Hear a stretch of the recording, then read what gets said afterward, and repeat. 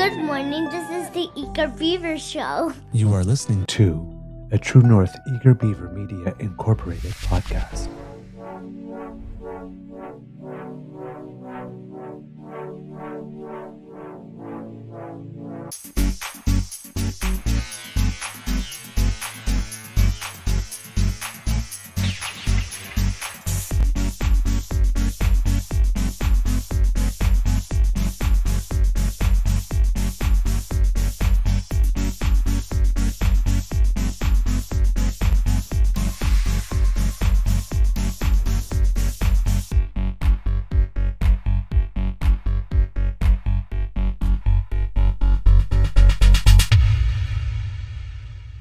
The True North Eager Beaver podcasts are proudly brought to you by our founding sponsors, the Misfit Mysteries from Corvid Moon Publishing, your source for science fiction, fantasy, and cozy mysteries featuring a broad diversity of characters, CanadianTarot.com, your uniquely Canadian online eclectic tarot community, and the Peppermaster, hot pepper sauces made from farm-fresh ingredients to thrill your taste buds and expand your mind.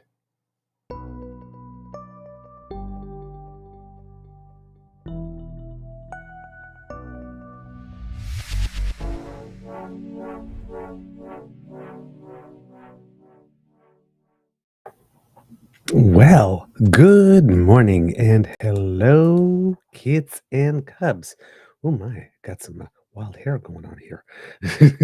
And welcome to season 5 and episode number 751, if I remember correctly. Yes, of the Daily Beaver Morning Show. Always 100% Canadian. Today, recording day is Wednesday, October 1st, 2025. And it looks like it's going to be a nice day here at the Beaver Lodge. I think I see some blue sky. It's not particularly bright, but I do not think it's overcast. So maybe just a light blue sky today. I am your host, the Eager Beaver, pronouns he, him, hey, Mr. Beaver, and not with me as usual is my good friend, Mr. Grizzly. A big thank you goes to our podcast founding sponsors, the Peppermaster, the Misfit Mysteries from Corvid Moon Publishing, and PsychicTarot.ca. Kids and cubs, how's your mental health doing today? Mine is doing okay. I'm still a little tired, even though I got to bed at a decent time last night. Had a good day yesterday. Had lunch with a new friend. I think about 3 weeks ago or something. I said I had made a new friend, and we went out for lunch again. So hello, Heather, if you happen to be watching. And it was lovely to spend time with you again yesterday. And then I went off to play tennis on my competitive ladder and happened to win my match. So I won all matches on the competitive ladder in this round. And if there is another round, indeed, I will be going up a rung. So from group 9 at the bottom of the ladder to group 8. Yay! Assuming that there are still 9 groups for the next round, of course. But yes, I got 3 wins. My first 3 wins on a competitive ladder ever. Yay, me. My first wins ever, I should say, period. Well, the first one was the first after 5 years. So my game is clearly improving and my foot is doing better. So very happy about that.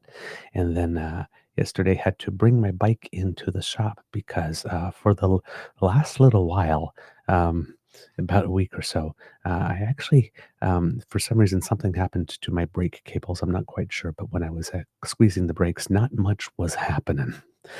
So for the last week, I've needed my bike to get from places to place because I don't drive, and my bike is sort of like my car.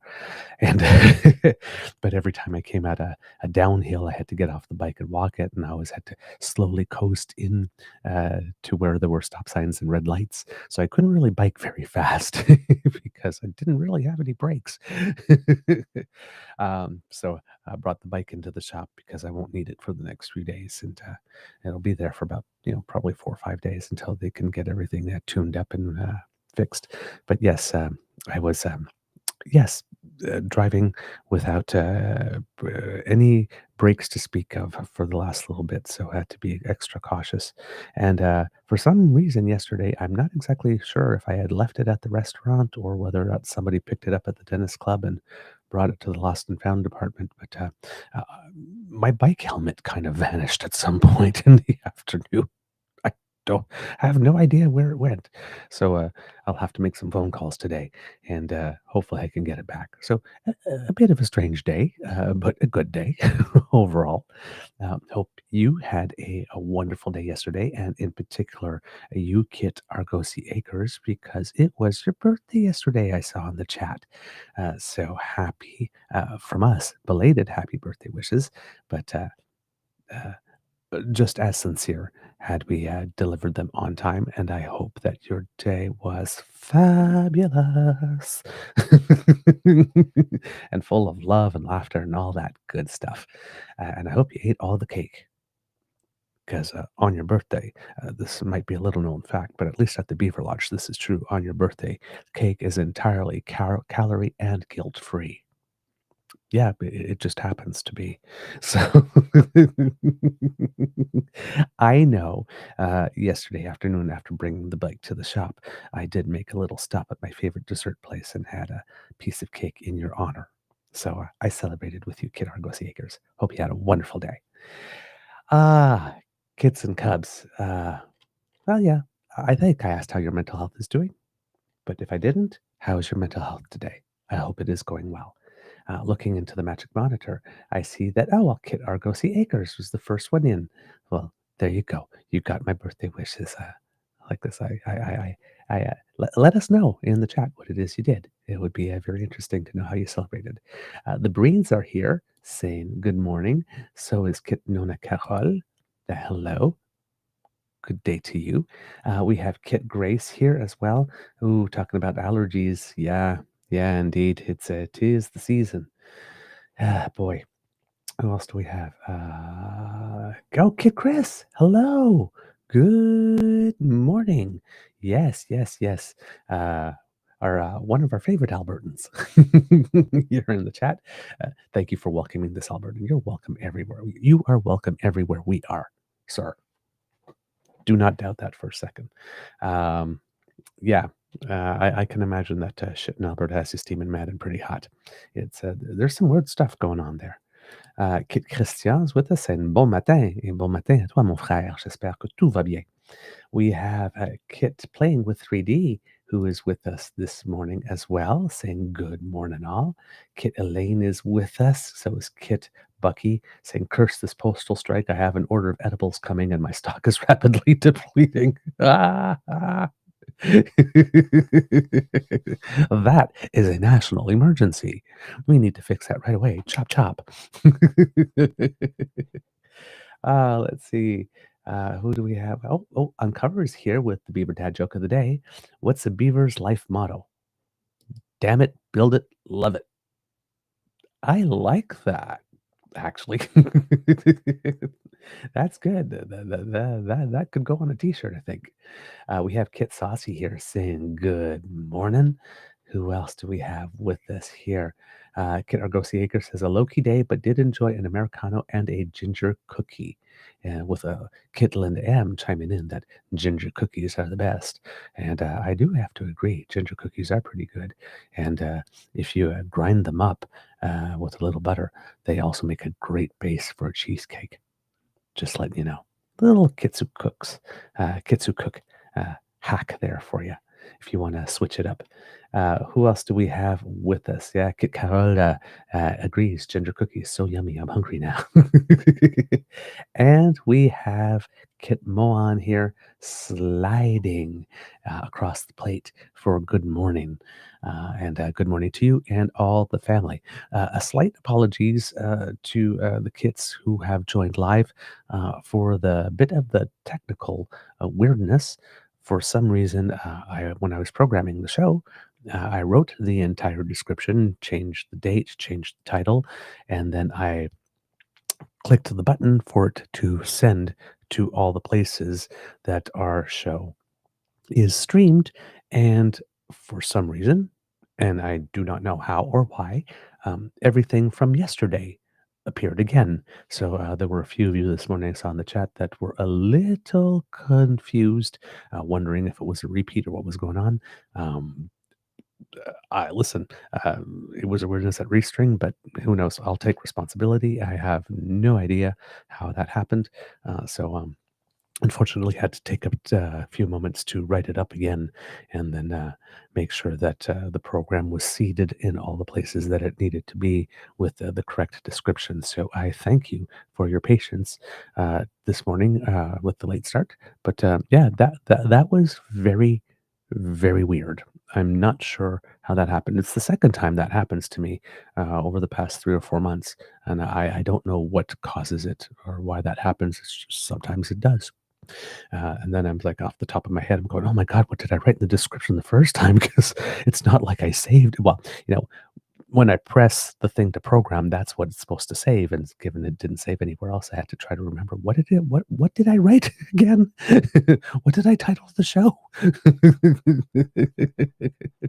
Fortunately, I got enough sleep that recall was good. Yay me. Okay. Uh, Diving into it, kids and cubs, we're going to talk about three things. We have Kit Toronto Dan here joining us, and we have Kit Miss here as well, uh, as I've been talking a little bit. Oh no, Kit Swanky Frankie not feeling well. Oh, my friend. Okay, we are all together, Kit DAMFAM. Okay, let's do the Care Bear thing and puff up your chests. And on the count of three, let's send some healing energy to our good friend Kit Swanky Frankie. On one, two, three. Beaver Lodge Care Bear power. There you go. Tons of healing energy. You'll be good in no time. And if that doesn't work, I'll send you a bowl full of my grandma's chicken soup. It tastes like turpentine, but it will definitely scare whatever's ailing you right out of your body. I'm kidding. I never got to meet my grandparents. I don't know what my grandma's chicken soup tastes like. Oh man. Oh, I'm so sorry you're not feeling up to it today. But hopefully it will pass quickly and you will be back to your usual self in no time flat. All right, kids and cubs, we are going to look at three things today. Hopefully, we will have, uh, according to Kid Toronto Dan, I'm sorry, I'm a little all over the place today. Got a little squirrel. According to Kid Toronto Dan, apparently for those who are watching on the YouTube channel, but without ad free, as soon as I said 1, 2, 3, there was an ad that came on. We set it up that way. Yes, yes. So we have three things for you today if we have time for all of them. The first, as the title of the show is today, light. And we'll look at some moments from the observations or observance of for the ceremony observing National Day for Truth and Reconciliation and see, as we said, a little light being brought to some darkness. We'll look at the Government of Alberta's extremely lax and lame response to its chosen moderator of its Alberta Next panel, Bruce McAllister's open call for physical violence to be committed upon a child. And we will also look at Pierre's latest basket of lies and hopefully have some time to debunk a few. So we've got a full schedule today. So we'll jump right into it. As you know, yesterday was the National Day for Truth and Reconciliation. Very important day here in Canada. Walking out on the streets yesterday, I saw more orange T-shirts than I have ever seen, particularly worn by people. Um, I can't say people who are not Indigenous because there's no way to know. Um, but s- Judging stereotypically by people who didn't particularly look Indigenous, Let's put it that way. It seems that there's every year greater widespread adoption of the orange T-shirt, and people, more and more people understanding why the day matters and why it's important for us to change the way that we are doing things and to be fully committed to walking the path of truth and reconciliation hand in hand with Indigenous peoples and be steadfast and true allies in bringing about change so that all of the residents of Canada can have equal opportunity and be treated with equal respect and dignity. That made my heart feel warm yesterday to see so many, particularly in the younger generation. As you know, where we are here in Kingston, we have three post secondary institutions. We have, of course, St. Lawrence College, and we have the Royal Military College, and we have Queen's University. And there was a lot of the younger generation who were sporting the shirt, which is again makes my heart feel good, does good for my soul. And there's been a lot of commentary yesterday that I saw in the news about the younger generation, and I believe the Governor General specifically in her mention at some point. I can't remember if it was during the speech or during her interview on Power and Politics, but citing how the younger generation is giving her hope, and that there is lots of good to be found in the younger generation. Of course, younger generation are taught more in school as well about our history with regard to Indigenous peoples. I remember my own niece and nephew, many years ago, around Thanksgiving Day. We usually have dinner and then go for a walk in the woods or something like that, to enjoy the fall colors and just some time together. And remember my nephew, Marco. I think when he was like, maybe grade two or grade three, talking my ear off about what he learned in school with regard to Indigenous peoples and all that kind of stuff. And so it's nice to know that the message is getting through, and that the next generation is learning about it, because we didn't learn much about it at all back in my day. And I'm sure that the older you are in Canada, the less you were taught. So it's nice to know that the younger generation is getting it, and that their sense of compassion is being activated as a result. And they see the importance of the day and the importance of everybody, like I said, being treated with equal respect and equal dignity. So that is definitely a good sign that we're on a good path and that we're moving forward.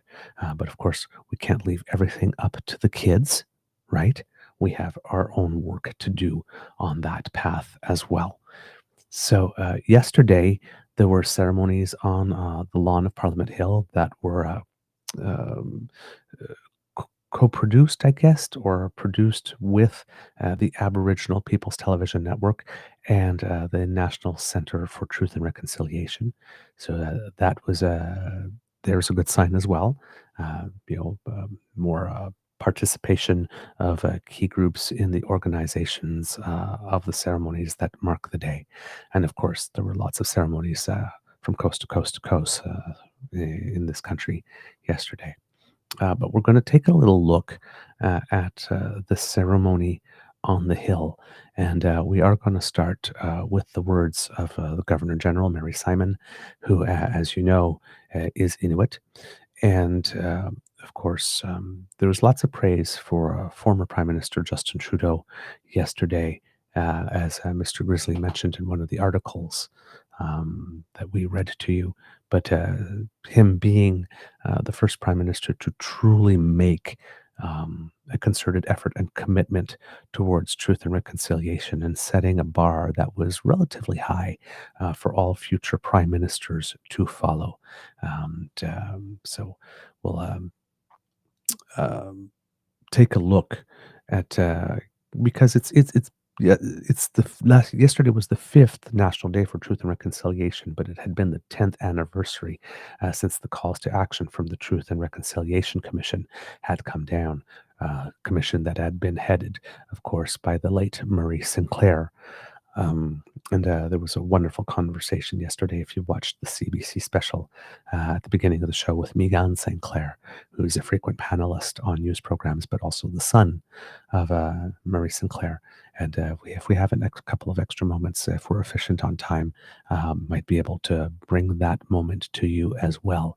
Because, I mean, I think it's pretty much unanimous that people believe that Murray Sinclair was a great man who made fantastic contributions to this nation that will be building on for generations and generations to come, uh, perhaps even for 7 generations, the next 7 generations to come, right?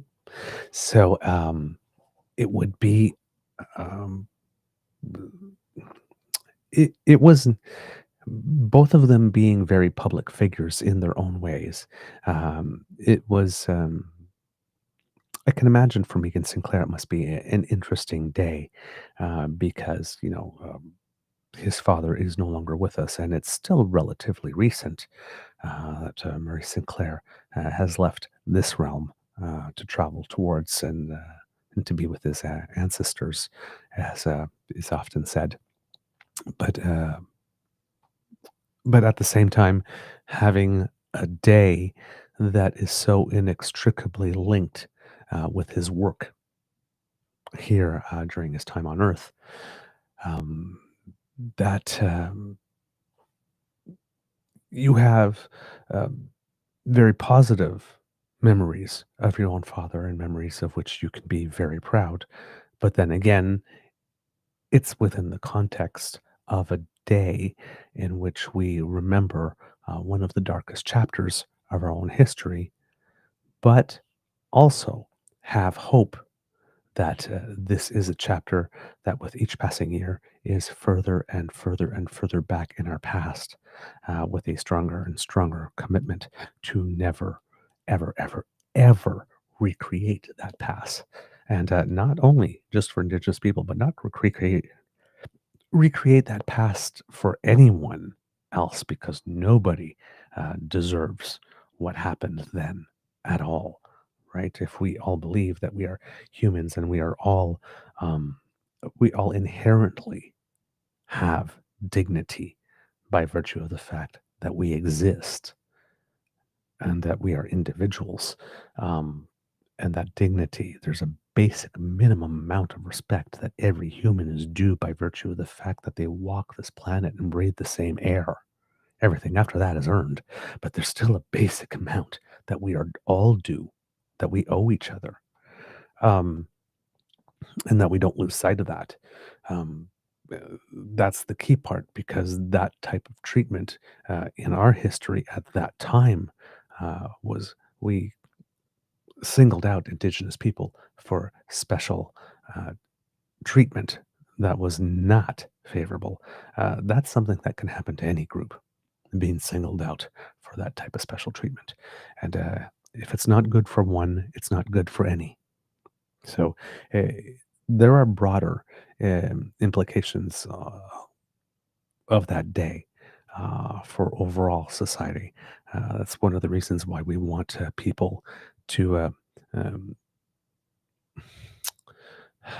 hold fast to the concept that these are things that we do not do to each other and that never should have been done in the first place. So, hopefully, with each passing year, we acquire a little more wisdom uh, and learn the lesson and take the lesson to heart and plant that seed in our hearts instead and let that one grow so that we have a tree of abundance and welcoming and kindness that and the fruits of which we can share with everyone. All right, feeling a little poetic this morning. So kids and cubs, let's take a look at Governor General Mary Simon uh, at the ceremony itself, expressing her thoughts about the day. And according to her, we are making meaningful progress towards reconciliation. So, kids and cubs, just going to make sure that we are all lined up and that you see it. Okay, good. I'm learning, kids and cubs. I'm learning to make sure that we have the video and the sound before I press click.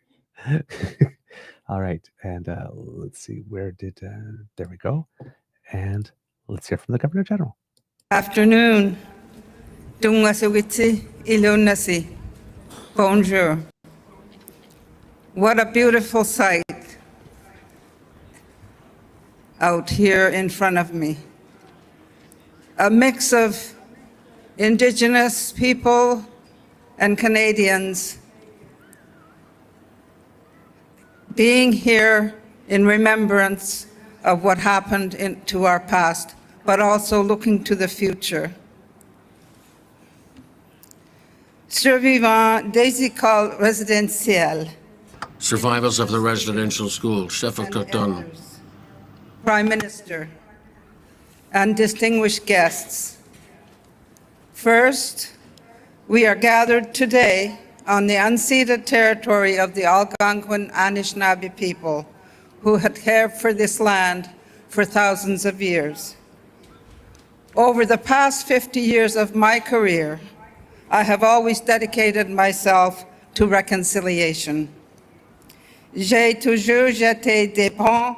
I always built bridges Des divisions. where others saw divisions. Reconciliation has never just been professional. It has shaped my thoughts. It has stirred my courage and at times my anger. It has fueled my dreams. Tamanna pitcha hadigi jumigia harnet pinasunitu inamu ilinga simang ito uvanut isumagayak kanik lokak tisahatta simayok namanak samut ammalu anan siyak kauhaw sa hatta simayangit atuga harnikan ni ikhaw matitaw hatta simayunga ilangan ilo hubya gunnay patsunga kisyani sibuniragia halang ni atatinik biroksa sunga isumahatta simayunga.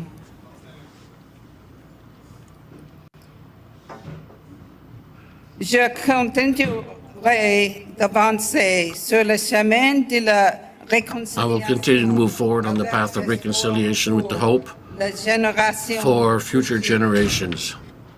Over the past 50 years, Canada has made meaningful progress. Governments have taken steps to address systemic issues and invest in First Nations, Inuit, and Métis communities.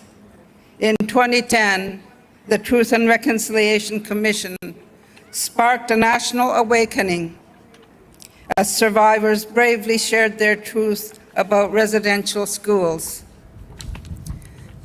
Since then, research into missing children and unmarked graves has deepened our understanding of the trauma Indigenous peoples continue to carry.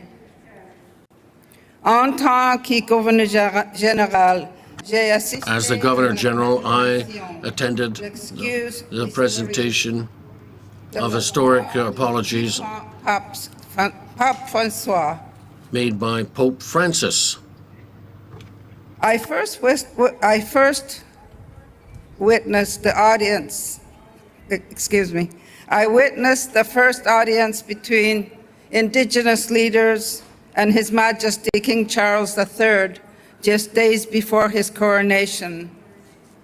For me, these moments mark the beginning of renewed relationships grounded in respect and dialogue. I've seen Indigenous presence grow at national ceremonies across Canada. J'ai vu un plus grand soutien du public. I saw greater support from the public towards reconciliation. Our classrooms are beginning to embrace inclusive history, and more Indigenous children are learning their cultural practices and ancestral languages with pride. Ce sont des progrès importants.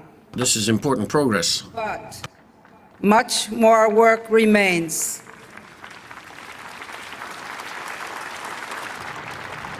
Pour passer à l'anglais, on a juste à peser dessus, mais pour passer au français, à l'anglais, il faut switcher 2 fois. Inequities persist, and we share a lifelong responsibility to address them. I have seen Indigenous people striving to heal while still struggling to meet basic needs. Too often, they lack access to adequate trauma-informed mental health support that honors their traditional healing practices. So today, I call on every Canadian to renew their commitment to reconciliation. Aujourd'hui, j'invite toutes les Today, personnes au Canada I invite all in Canada renouveler to leur renew engagement their commitment pour la réconciliation. to reconciliation. We have the tools. We have the knowledge. Each of us has a circle of influence. Our schools, workplaces, families, and communities. We can all make a difference. Continuons de nous renseigner Let's continue et la culture to inform ourselves of the history and culture of First Nations, Inuit, des Métis. and Métis. We cannot change the past, but we must remember it so that its atrocities are never repeated.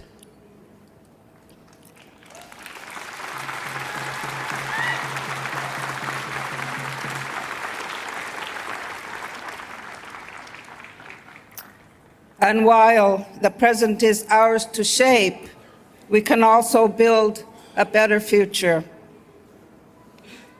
I see a present and a future where young Indigenous people are embracing Canada without compromising their identity, where they can fully be themselves, pursue the professions they aspire to, and give back to their communities, whether as teachers, doctors, nurses, plumbers, whatever you want to be, even as Governor General. Rob.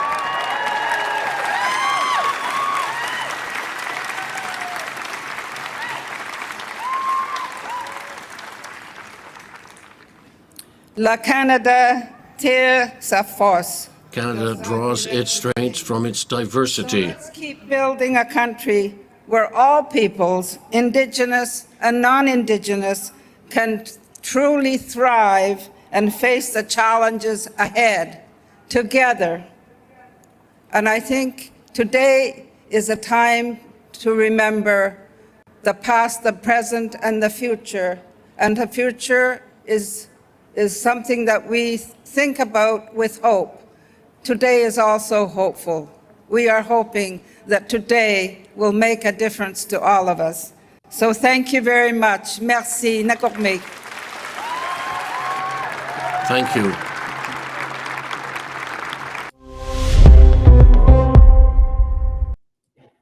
And there you have it, kits and cubs. Of course, the Governor General to renew our commitment to truth and reconciliation in that. And of course, as we mentioned here, expressing hope and the beauty she sees in the younger generation, understanding the message of the day and bringing it forward. In her interview on Power and Politics later on the day, General Mary Simon, and of course seeing all the comments in the chat here about loving her use of language, and noticing here that she made even more attempts at French that we are that she's known for. So she must be getting a little bit more comfortable with the language. Of course, she only has a year left, I think, or less than a year left in her term. but her use of language, and Nona Carol saying she looks like a huggable mama. She does actually, doesn't she? She does give up that vibe.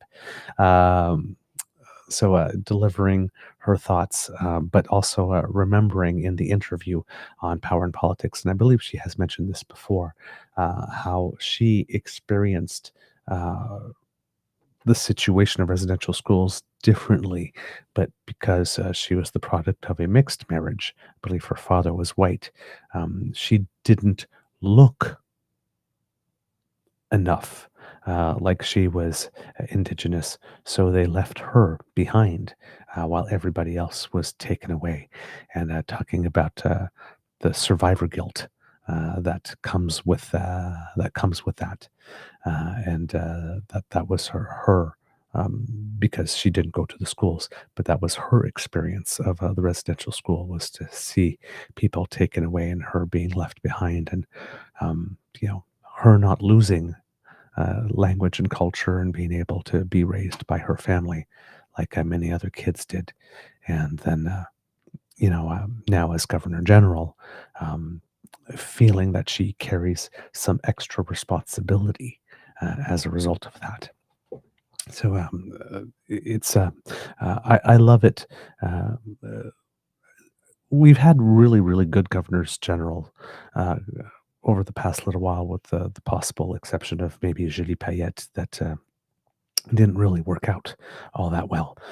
But we've had pretty excellent governors general, and often when you have the chance, because we don't really frequently get the chance to get them in a in candid interview, talking more about their lives and their pasts. Uh, they just have this higher ceremonial function. It would be sort of like having the king in for an interview, or Queen Elizabeth at the time, and uh, having an interview about their childhood and stuff, and how they grew up and all that kind of stuff, rather than uh, the title and the position and the requirements of the job and what it's like to be on all the time, and talking about their commitment to service and all of that type of stuff, but to trying to get a more personal view. We often don't get that opportunity, and Mary Simon, on the few occasions where there have been this opportunities, we have had a chance to learn more about her and what it is that makes her tick and what drives her. And I always find those moments particularly interesting and frequently enlightening, because they don't happen all that often. So that was, like I said, the Governor General, with some important words here to bring to the audience. You notice that a couple of times in the audience there was some applause, some clapping, which is very, again, um, it brings some hope, right? Because there's the whole, as wide as the breadth of opinions can be on this subject, and especially when we're talking about the relationship of Indigenous Canadians to Canada itself. We see it often on Canada Day. Some people don't celebrate at all. Some people call for the boycotting of Canada Day celebrations, and there are other people who are on the clear other side of the spectrum, are fully on board with celebrating Canada Day despite all the stuff that has happened, because their relationship with Canada is different, and none of them are right or wrong. Right, it's what's true for you when you live your truth. But we, as Canadians, get to see that wide breadth of points of views and relationships with Canada, and how some of them are similar to our own, and how some of them are widely different. Me as a Canadian who was born here, that didn't have to go through any of those experience. My um, experience of living in Canada, being Canada, is very much different. I'm ridiculously patriotic, and I really, really love my country, and I'm always wanting to celebrate it and look for the good in it. talk about Canadians who do us proud. I mean, I even do this show.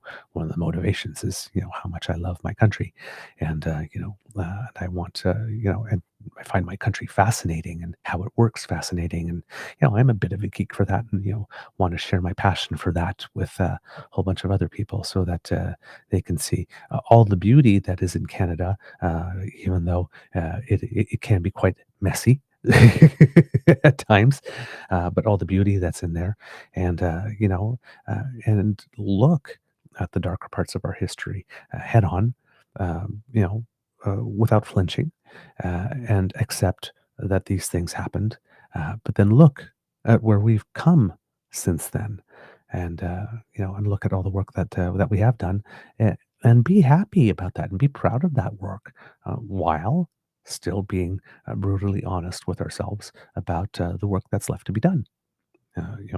You can uh, look at a situation and say, "Whew, you know what? We're only a quarter of the way there, or halfway there, or three quarters, depending where you think you are, like this.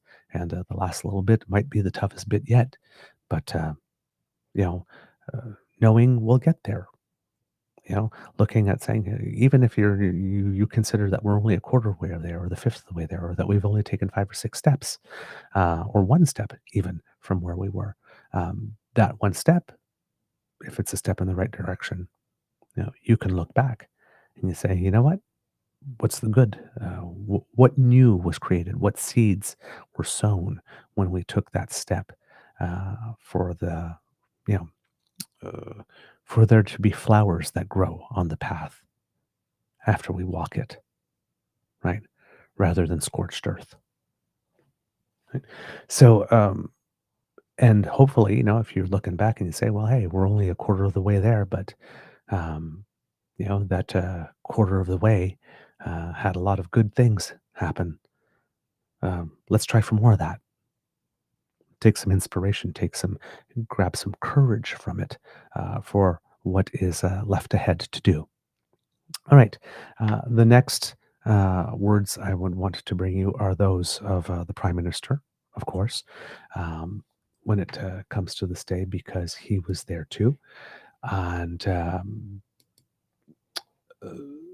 this is the first day of truth and reconciliation for Prime Minister Carney. Or is it? Yeah, yes, it is. I had to think back in time there for a second. I got a little messed up in my ears. But yes, this is the first one for Prime Minister Carney. So when you have a new prime minister, particularly one that follows one like Justin Trudeau, who basically set the bar, uh, you obviously there will obviously be lots of comparisons. Um, Mark Carney and Justin Trudeau are two very different people in terms of personality. Um, Justin Trudeau is more left leaning, I think, in his politics and his demeanor. Prime Minister Mark Carney, more center right, even, at least fiscally, socially, probably more prone to believe that he is center left. Particularly, he does have a non-binary child, so that might have a lot to do with it. But also, he's married to a woman who. Career-wise, in terms of her success and intellectually, is definitely his equal.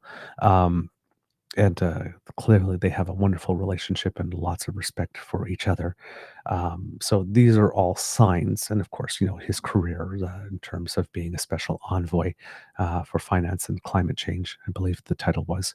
From the UN and his book values and whatnot. So we get a little sense of that from him. So there's some space in the sandbox, the political sandbox, that he and Justin Trudeau do share, but they do have different personalities.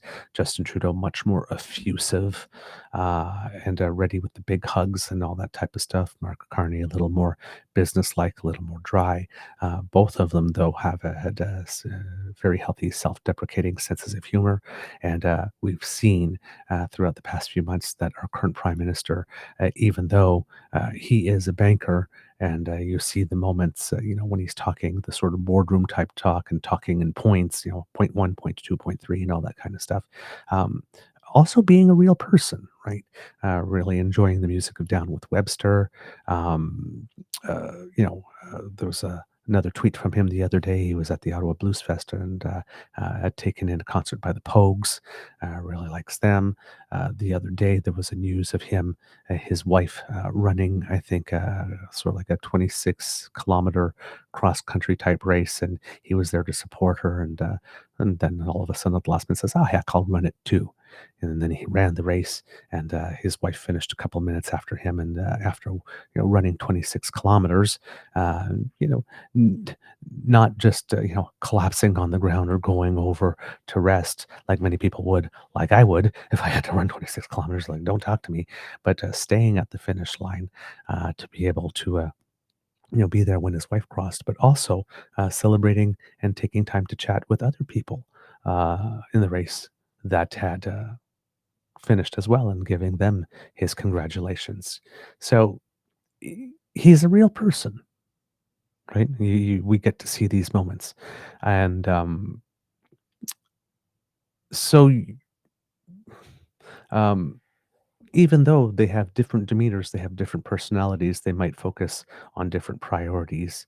Uh, you know, um, this prime minister, if there is complete follow through, seems to be buying in on the concept of participative management and inclusion as full right holders into projects, even though we didn't see that in the formation and amendment of Bill C5. Since then, we've seen a lot of things, and we've seen a lot of focus of his on that and making sure that this is something that we build upon.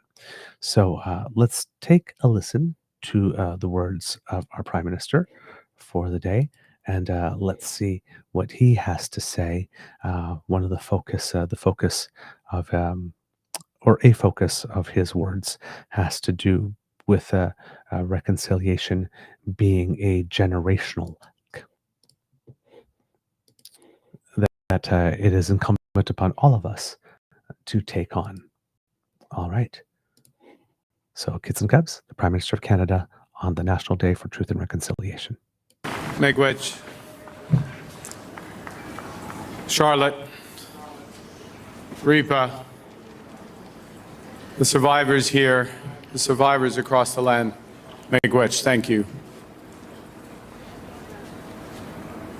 We're gathered here today on the traditional unceded territory of the Algonquin Anishinaabe Nation. Your Excellency, the Governor General, colleagues, esteemed guests. On this day, both solemn and hopeful, allow me to begin by painting a picture that illustrates our journey. At the beginning of my mandate as Prime Minister, I had an Indigenous painting installed outside the Cabinet room behind us in the West Block of Parliament. It's called A Brief History of the Northwest Coast Design by Luke Parnell.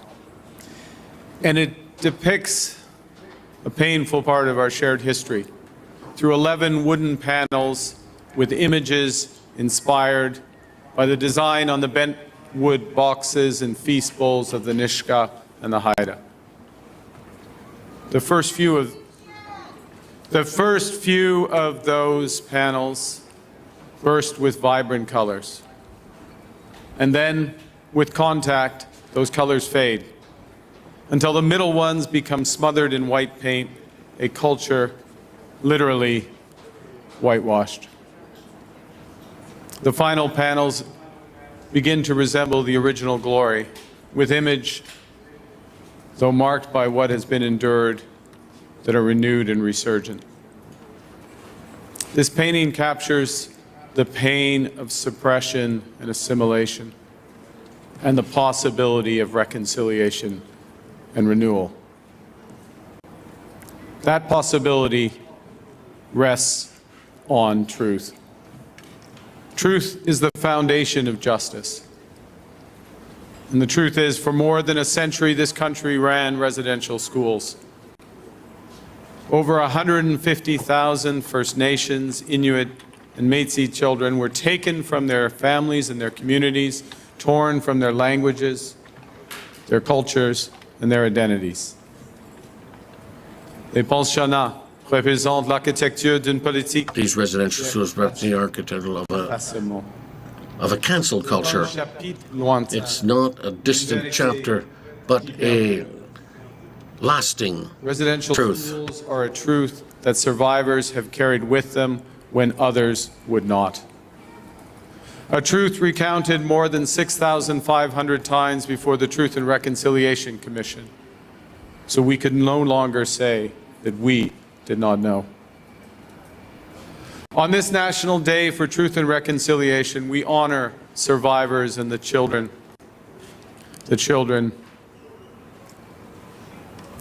who never returned home. We reflect on the devastating legacy of the residential school system.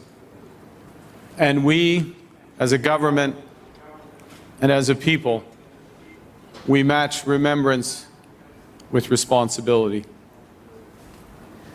La responsabilité de faire progresser. The responsibility of progressing in reconciliation, the responsibility of creating the conditions for renewal and Canada's new uplifting. government is moving forward on the Truth and Reconciliation Commission's calls for action. We're advancing the calls for justice from the National Inquiry into Missing and Murdered Indigenous Women and Girls. And we are implementing the United Nations Declarations on the Rights of Indigenous Peoples Act in partnership with Indigenous peoples.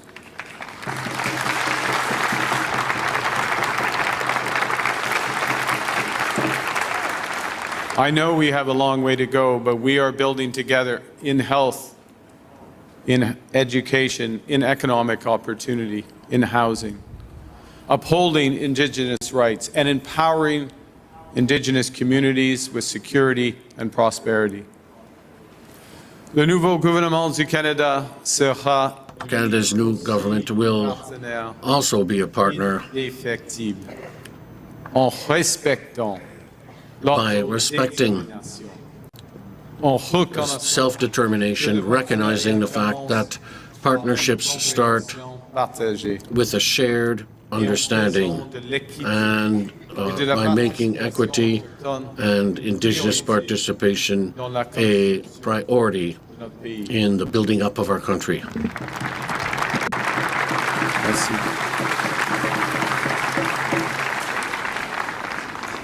Because, well, it's vital that we build. It's more important. It is vital how we build. With Indigenous leadership, Indigenous prosperity, Indigenous opportunity. These must be foundational from the start.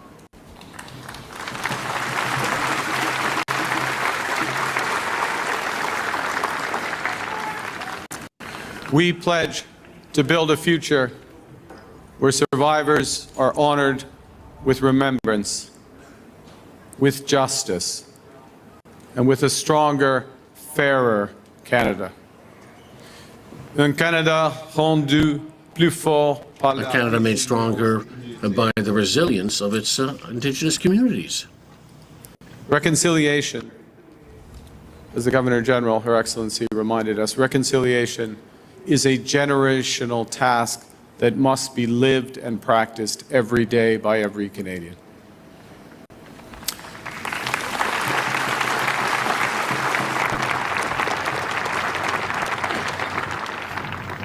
And it's that point. That's why I began with the painting.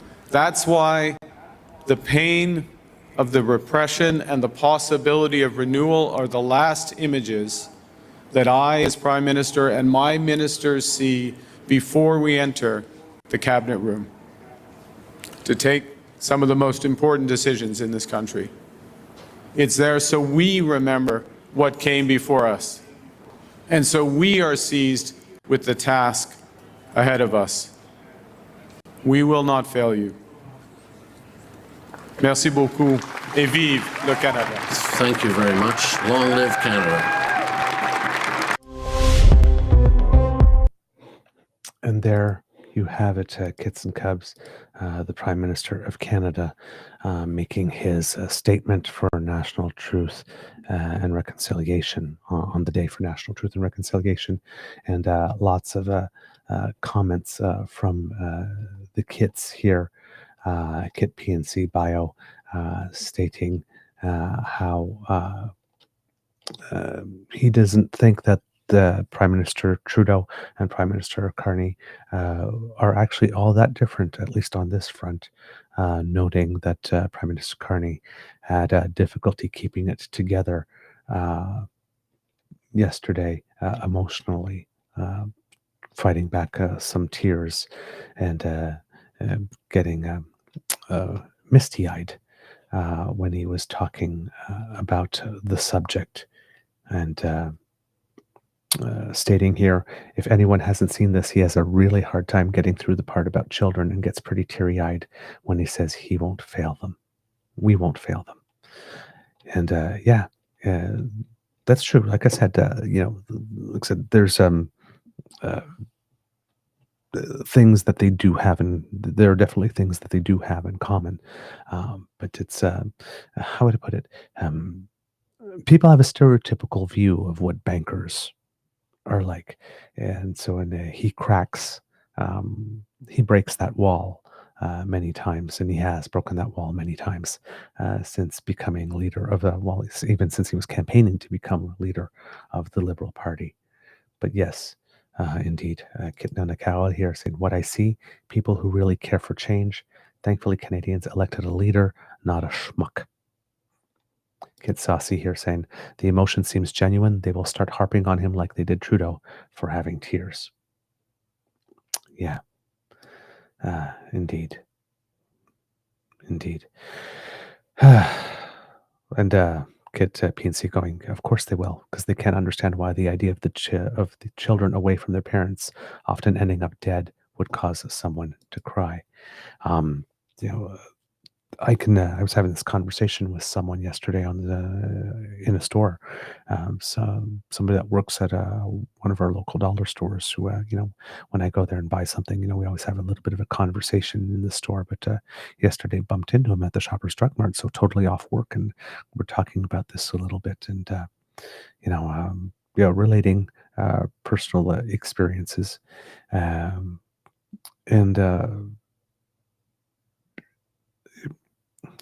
As someone who was a foster kid, I know what it's like to be taken out of my home.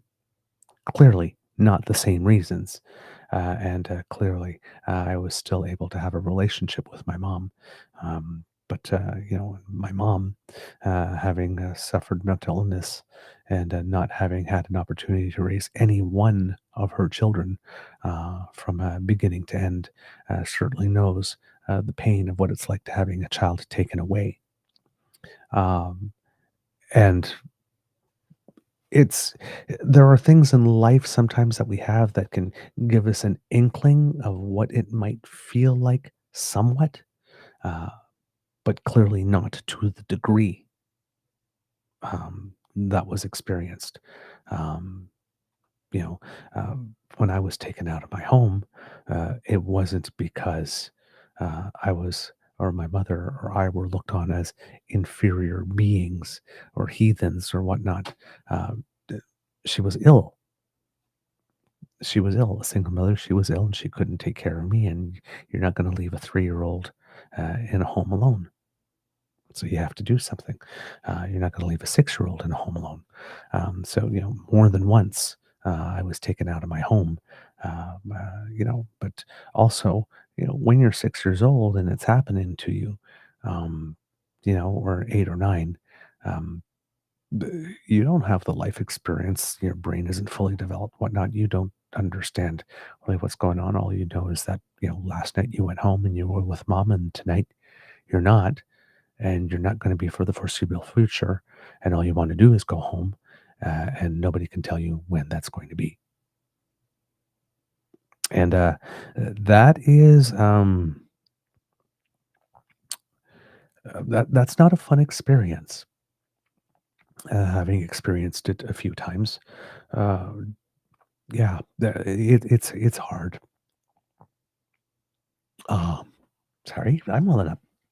Uh, so you know, eh, if I think of what I felt in those moments, uh, and also having in my case having to go to court at the age of 9 and hearing that I was going to become a crown ward, which meant that my mom would no longer have any legal parental rights, that I now belong to the state, and that the state is my parents. And, um, you can't run to the state for a hug when you need one.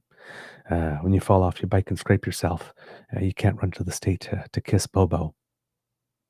Uh, if you go off to university, you can't run to the state on Sunday and bring your laundry and come back for do your laundry and come back for a family dinner. That doesn't exist, right? Um, the state doesn't come to your high school graduation to cheer you on and say good job, right? It's uh, it's not an easy experience. Um, so you know, imagine that times 100, times 1,000, times a million, right?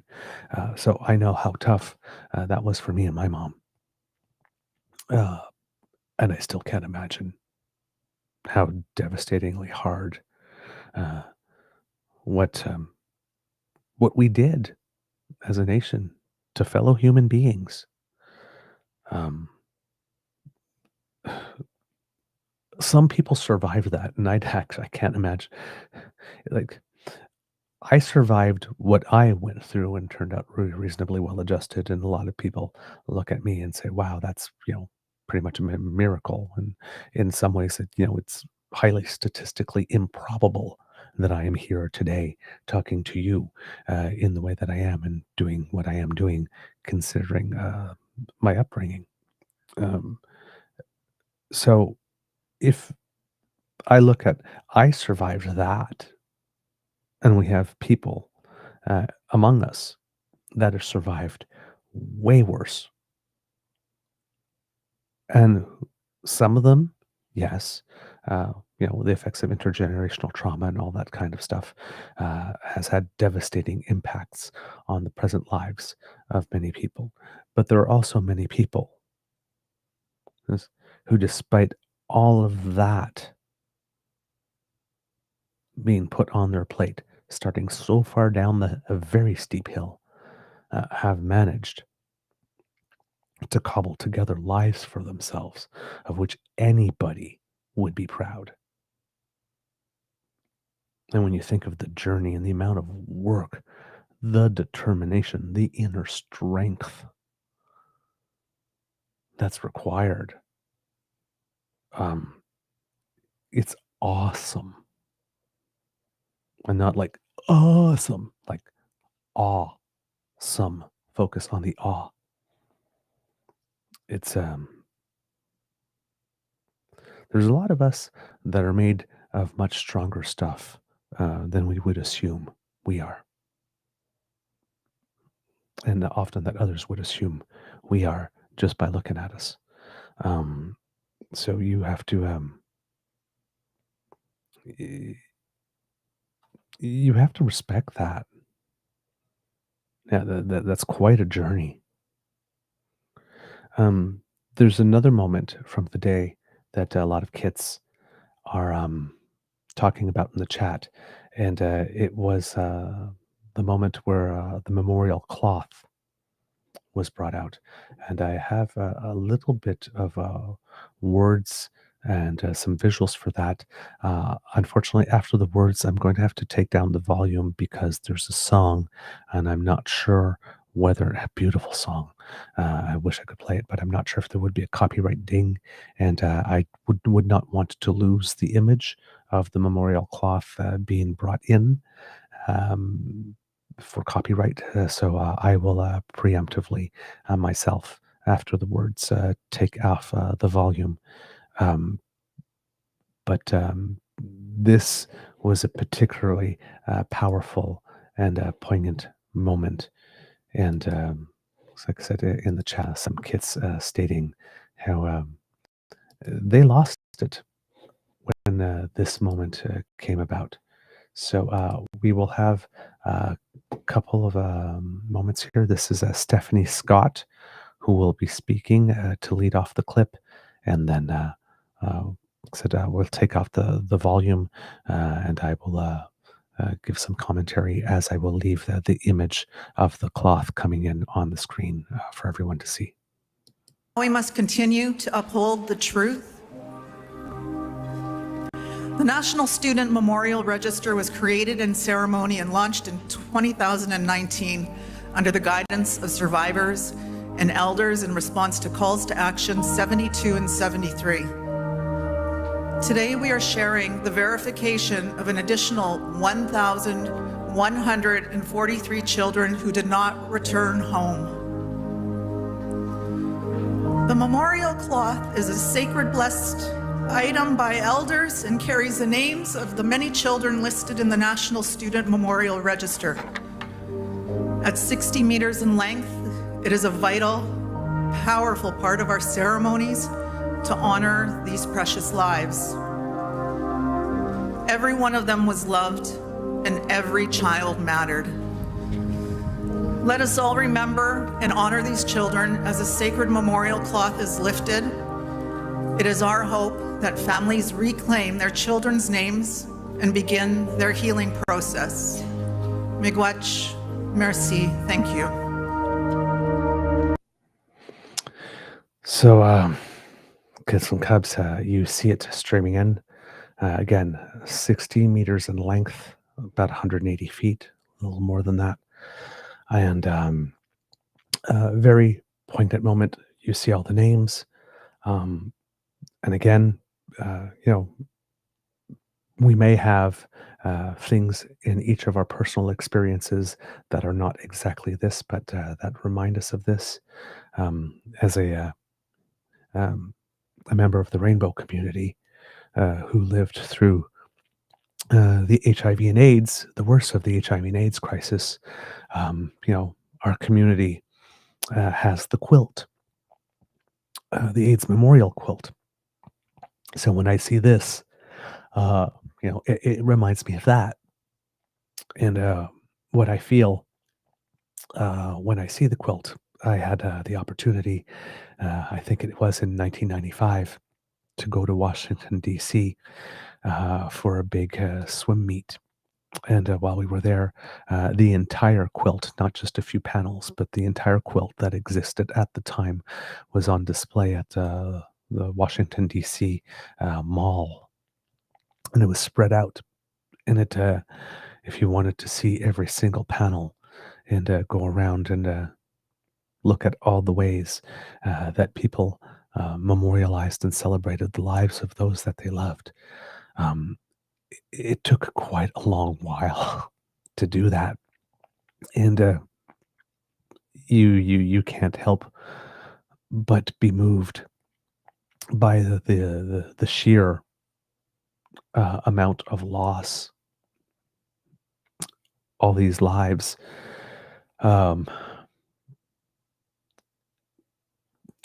taken far too soon, cut short, and then all the people they left behind that loved them, and all that pain that went with that. And it can be a rather overwhelming experience.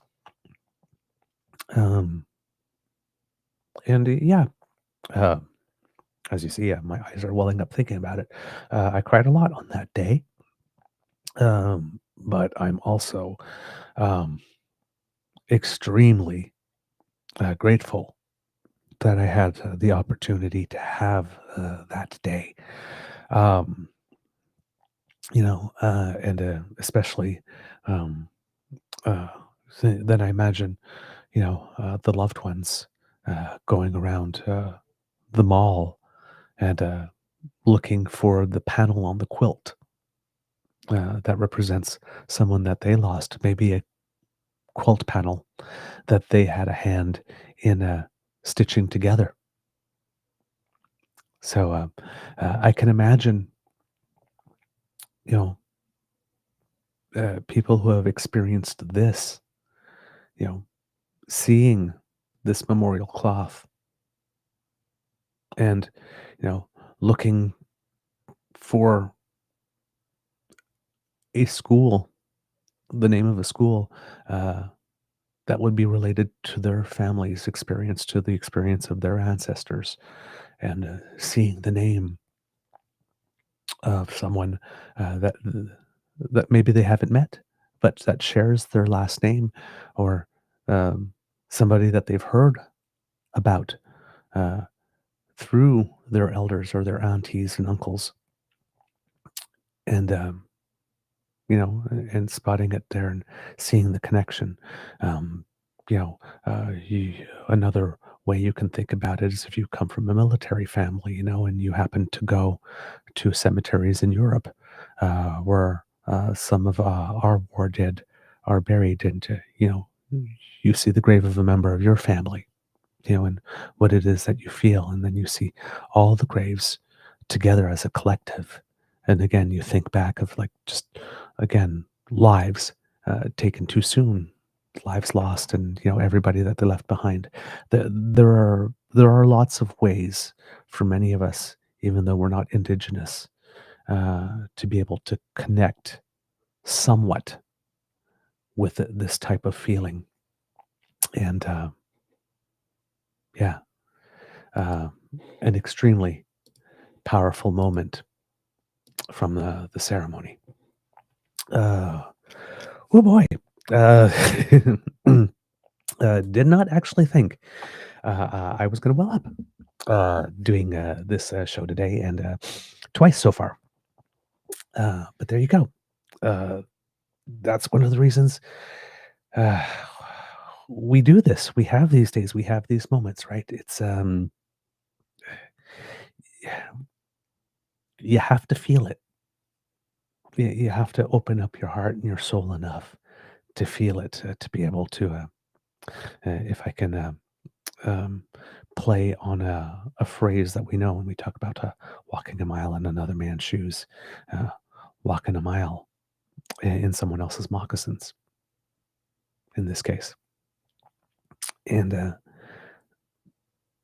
doing our best to try and imagine what it feels like. And a lot of us will sometimes create distance. Well, it's not my culture, it's not my heritage, whatnot. I can't possibly know. But if you think, pretty much all of us somewhere in our cultures and our heritage have some type of instance of a mass loss. I'm sure COVID down the road will be viewed as the same thing. So many lost, so many. Maybe 10, 15, 20 years from now, we might have ceremonies and commemorations for people that we lost as a result of that. Those of us who survived communism, those of us, there are many, many events where we remember people who were taken away from us. And while they are not equivalent in all points, loss and grief and pain and remembrance, struggle, triumph, because there's also triumph.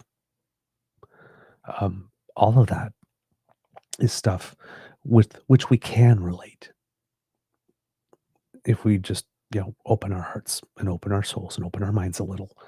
And while we can't know exactly what it was like or what it is like, when you try to think of experiences in our own cultures that have some similar points, it becomes not that hard, really, because we're all sharing a human experience here. And if we allow ourselves the gift of being fully human and fully present, it's amazing how much relational empathy you can actually find for people who have a culture or a language or anything else that may seem distant from your own, but are not really, because we're all human. And injustice and pain and loss, as well as joy, triumph, and celebration, are things that are common to the human experience, regardless of culture. They just manifest themselves in different ways. So yeah, it's an emotional day. It's definitely an emotional day. The last thing I want to bring you from the ceremony, of course, is because it's a National Day for Truth and Reconciliation. And it's a moment to listen to stories of survivors. So on that day, as part of the celebrations, there were some survivors who also came to speak and share their stories. And this one here is a gentleman named Lucien Wabanonik, who is a survivor of the Amos Indian Residential School. Amos is a town in the province of Quebec. And just want to bring you his words because, we have the government officials, of course. And, as Canadians, we want to hear what our government officials say because they are saying it in our name, on our time, and with our dime. But the day is not about them, right? It's about the survivors and those who actually experienced it. Here, Kids and Cubs will have somebody who's introducing the gentleman who will speak, and then we will have him speaking. So just making sure things are lined up again. Yes? Okay. Tell our stories of our survivors and of our leaders and our history. Lucien Wabanonik est avec nous pour partager son histoire. Il a servi en tant que chef du Conseil de la Nation. Lucien Wabanonik is here to share his story.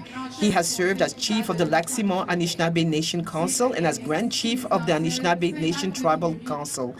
Lucien attended the Saint-Marc de Fuguerie Residential Institute at 12 years old. Like thousands of other children, Lucien suffered difficult experiences and lasting intergenerational impact. Today, he advocates for community healing while advancing issues on land rights, poverty, and internalized colonialism for the Algonquin people. Let's welcome to the stage Lucien Wabanonik.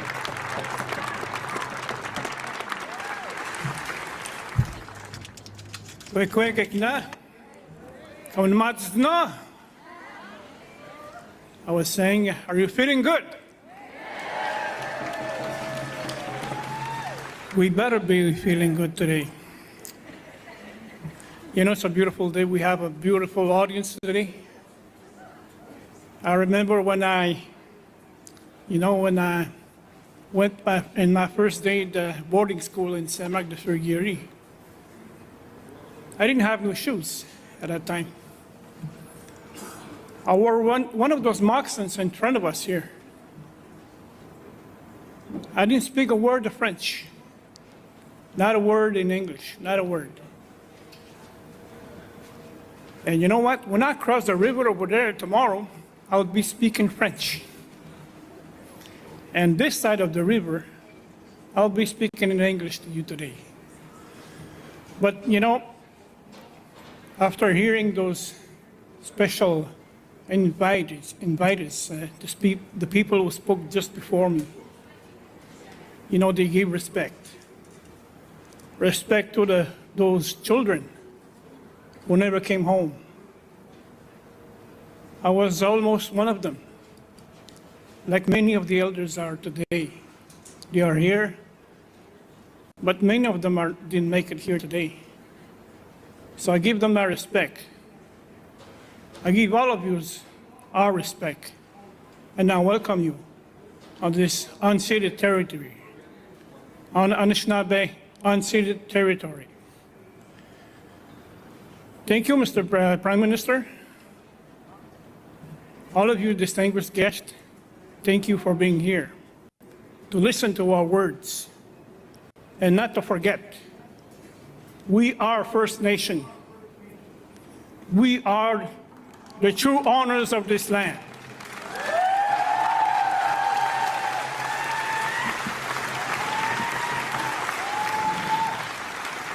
And we are ready as First Nations governments, nations, and peoples to work with governments who are willing in good faith to work with us for the betterment of our nations and peoples, for the betterment of our future.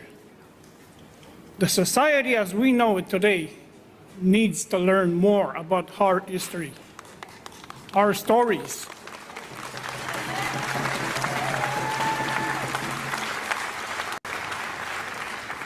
The trauma that we've lived, that I've lived, is intergenerational. It's going to be a long time to heal. And we will need Canadians to support us to go through our journey. Because this journey, we're in it together. We are together in this journey. Be good. I want to thank all the people who are here, who made it here. Je vais terminer en français. Si on regarde dans I would conclude in French. If we were to look towards the east, on the shores of the river, there are difficult issues with the current government that does not recognize systemic racism, that doesn't recognize the indigenous people of Quebec and Labrador, doesn't recognize our territories in our nation, because in Quebec, our territories are unceded as well. Elle appartient à nos peuples. It belongs to our people. It belongs to our nations. Ceci doit toujours être un rappel à tous les gouvernements. This is something we have to remind all governments throughout the country.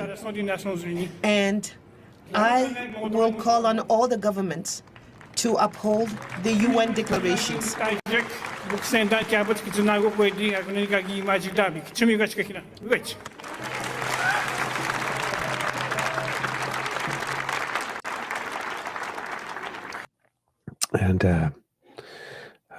there you have it, kids and cubs. And I'm seeing all the kind words in the chat there, kids and cubs, for mine having shared. Again, damn, I love you guys. I didn't say that in order to get this. But you are also wonderful and delightful and kind, that you're offering your love, and I am so blessed to have you guys in my life. But the point I do hope you understand is just to make the point that if we look each of us into our own lives, it may not be as hard to connect with something that seems distant from us as we first think it is, which was the crux of the point. But the kind words, the very kind words, and one in particular here, From Kit Saucy. I hope you're proud of yourself for what you have come through. You are still a beautiful person despite your struggles. Thank you for that. I would say, if I am indeed a beautiful person in your eyes, probably not despite my struggles, but because of them.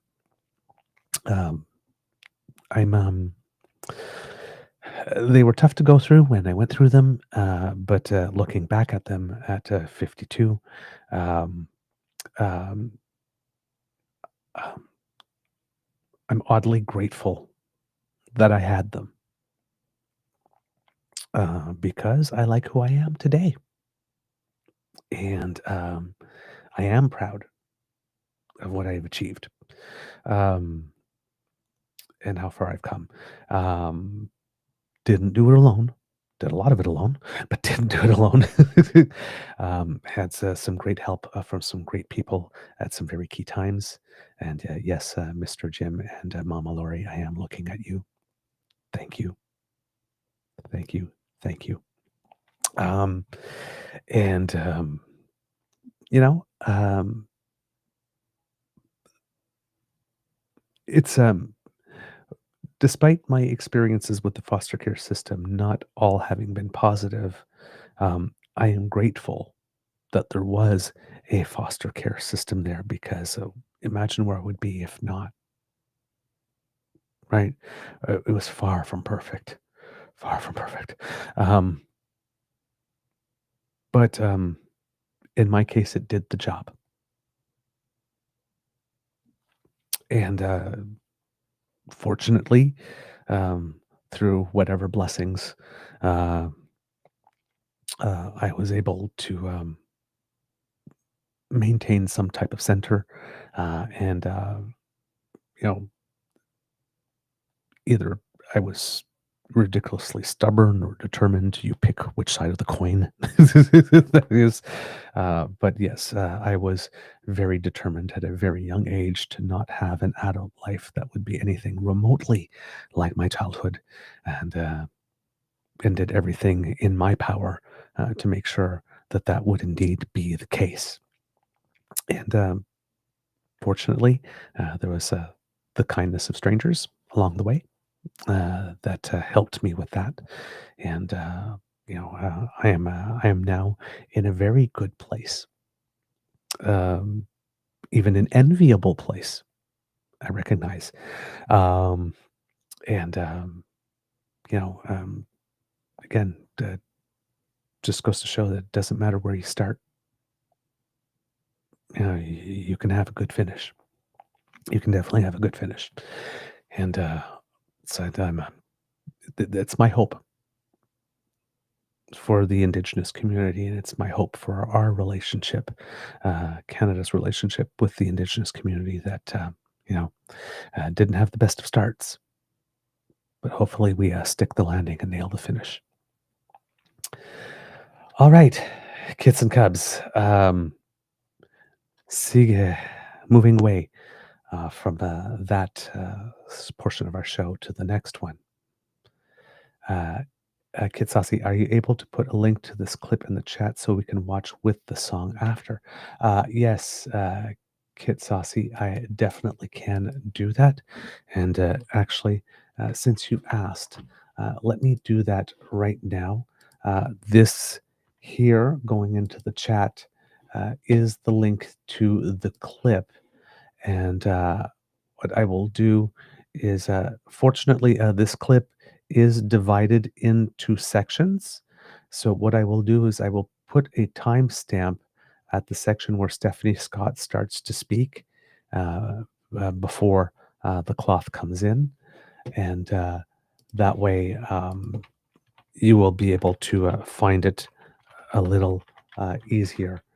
There we go. Put that in the chat for you. So I give you the link and the timestamp so that you can go and listen to it with the song.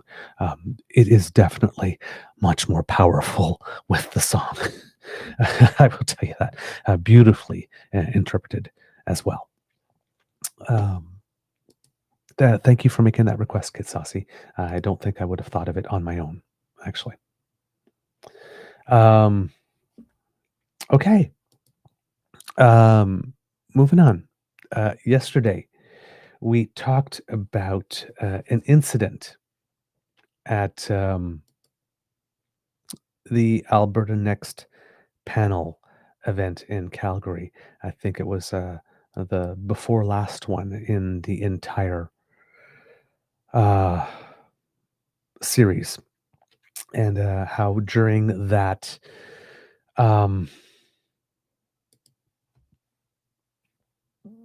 event, the moderator of the event, the chosen moderator for the event, Mr. Bruce McAllister, lost complete mastery of himself during the session.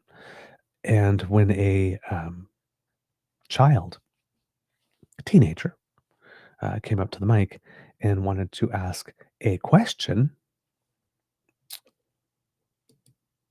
we didn't get to hear his full question, but what I assume would have been a rather reasonable question about their own education, considering that there is a teacher strike coming because the Alberta teachers voted overwhelmingly to reject the latest offer by the Government of Alberta and vote for a strike mandate, of course, causing Danielle Smith to go all over the media once again to tell us how it is she's disappointed, which, promised to provoked a yeah, you're always frickin' disappointed, boo-boo kitty.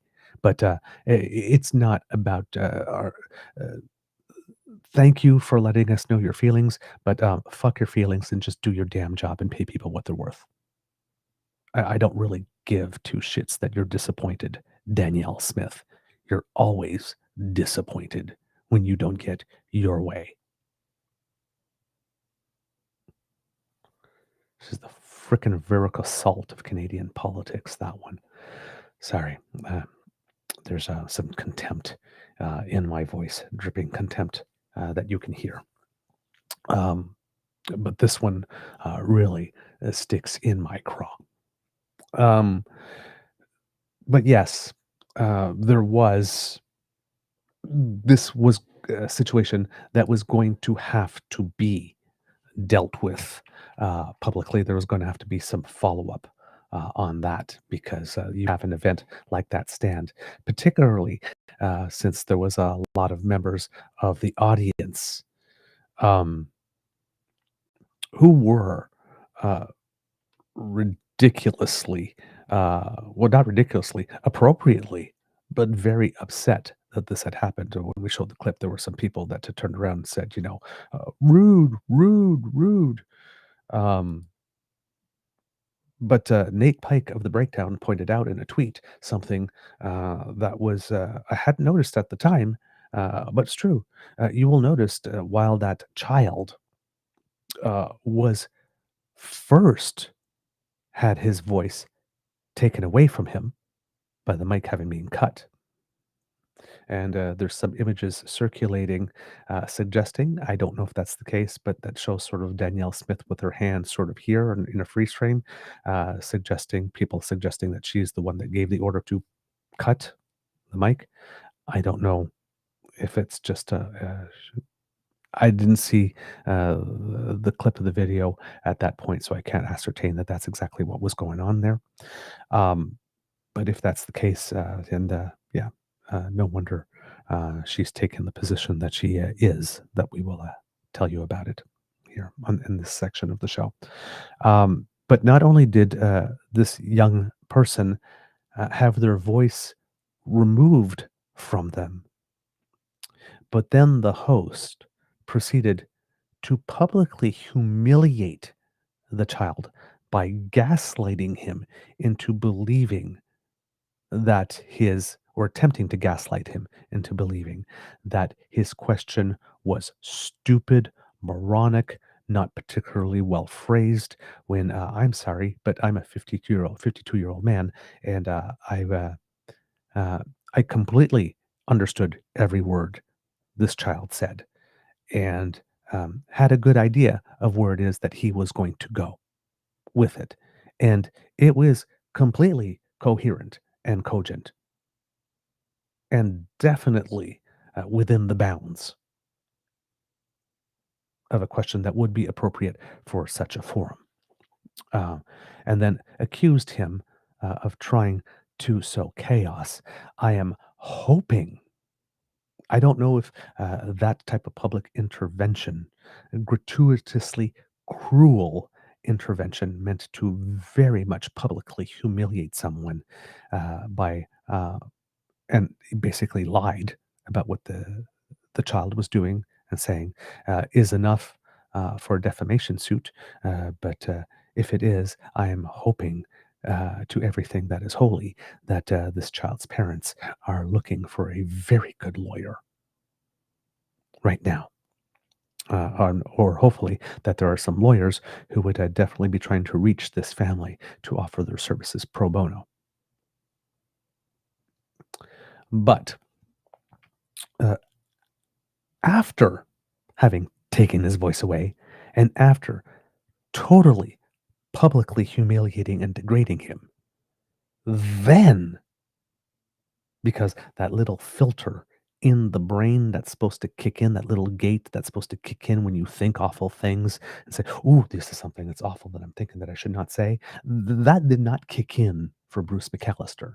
And then openly and publicly called for physical violence to be administered upon that child by their parents.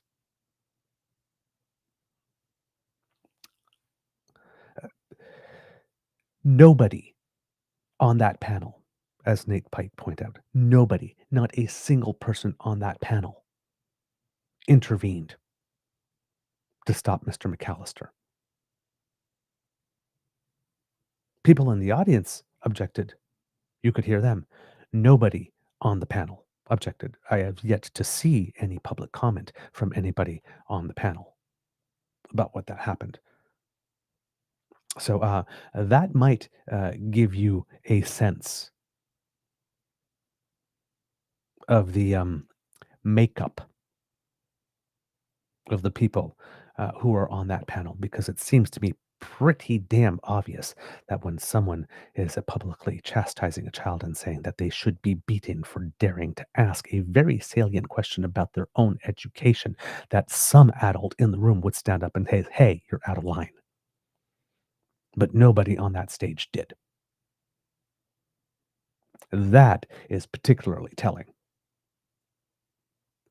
And then Bruce McAllister decided to tweet this, thinking that this somehow would be sufficient. Yeah, I'm not particularly impressed with this. Last night, while moderating the Alberta Next panel, I made an inappropriate remark to a participant. I regret saying it and I apologize. I'm committed to ensuring these conversations remain respectful and constructive. That's it. I made an oopsie. Hopefully, me saying I made an oopsie makes it all go away. Like this, and without any consequence to me personally, because I'm committed to ensuring these conversations remain respectful and constructive. The problem is, sir, is that y- that's a bald-faced lie. That's a bald-faced lie. Because there's a plethora of clips of you doing the polar opposite of ensuring that conversations remain respectful and constructive. We've all seen them. You called for physical violence to be committed upon a child, sir. That's not an oopsie poopsie, as Mr. Grizzly would call it. Why have you not resigned? You're a grown up, you're an adult, sir. Why do you not feel enough shame for what you did that night to have resigned? Why did no adult on that stage speak up? And after that next Alberta Next panel was over, why wasn't the first thing coming from the desk of the Premier of Alberta was a public statement thanking Bruce McAllister for his service so far, but informing him publicly that his services would not be needed any longer? And just to make it clear, kids and cubs, here is a very short compilation best of Bruce McAllister, and this dates. This was done by the Alberta NDP, and it came out on August 15th. So we are talking now a full month and a half after what you're going to see in this clip is already the established pattern that Mr. McAllister has made for himself while claiming that he is committed to respectful discussion. And you will see that we are freeze framed at a 0, and you can already see the look in his eyes. He's got this epic eye roll going on. And yeah, um, uh, keep a note of that as well, because that seems to be a common thing for him as well. Doesn't have much of a poker face, this man. When Edmonton speaks, we listen. Get lost. Nobody did that. Nobody did that. It did. Don't be a jerk. Like, seriously. Go ahead. I think that's disgusting. The I think problem you are. is... Okay, shut the mic off. You did pretty well for somebody who didn't know what I was asking you. Can you do that? Wow. Wow. Get on with it. Okay. You're like 2 minutes in, Jabril. Yes. Thank you. Okay.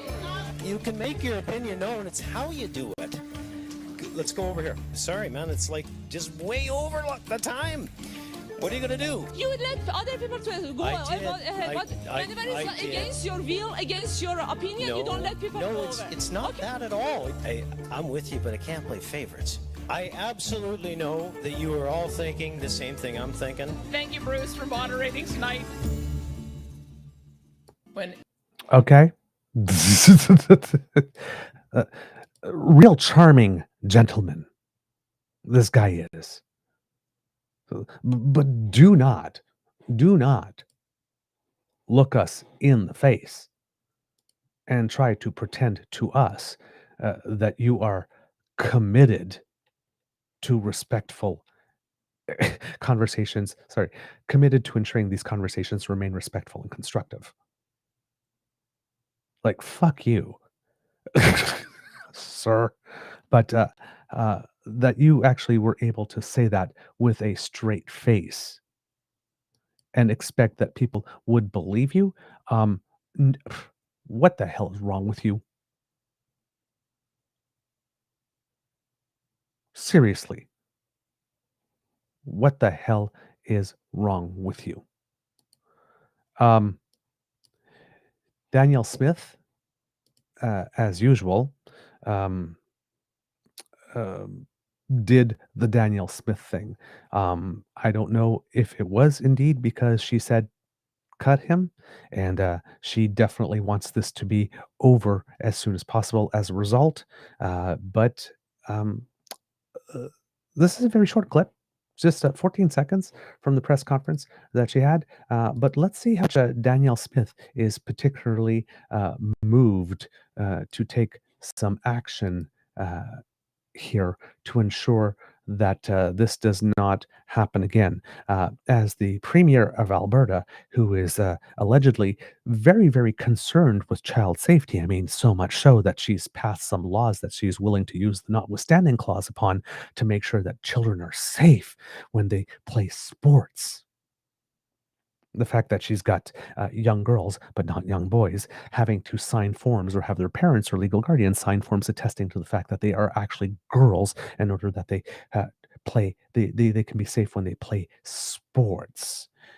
Danielle Smith has had a very strong emphasis on child safety lately, so surely someone that she hired to moderate a panel who, in a very public forum, in front of a live audience, in front of a rolling camera with an open mic claiming for violence to be committed upon a child, given she is so concerned with child safety, would definitely be up in arms. Let's see what it is that she had to say with regard to this and what consequences will befall Mr. McAllister for his abhorrent behavior. He apologized. I consider it at an end. I always take the view that you have to engage with people respectfully. That's my expectation of my staff, and I've asked him to do better next time. Great, thank you. Yeah, that's about it. Well, you understand, I've given him a good talking to, and he promised to do better next time. There's only one more panel, but he promised to do better next time. I always expect respectful engagement.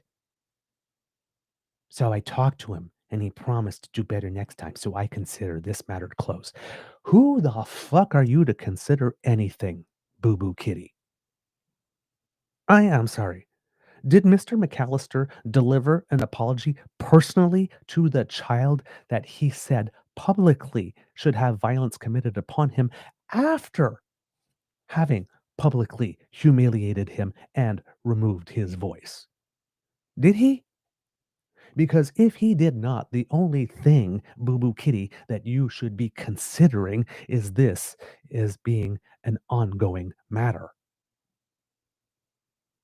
What fucking standing have you to consider this matter closed?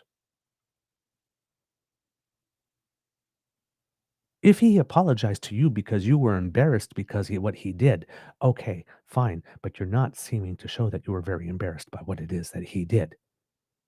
But who are you to accept that what he claims is an apology on behalf of that child and unilaterally determine this matter closed? Who the fuck are you? The stay in your lane lady is not particularly good in staying in her own lane. She swerves all over. She is governing drunk.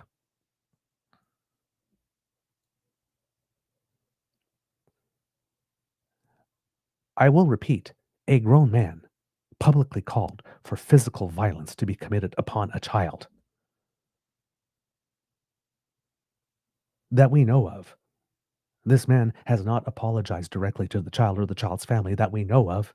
If he has, the child, we don't know if that apology has been accepted. Who are you to stand in front of a microphone and declare that apology to be sufficient? And sufficient to the point that the matter is closed, and sufficient to the point that what he said to be a sufficient show of contrition and acknowledgement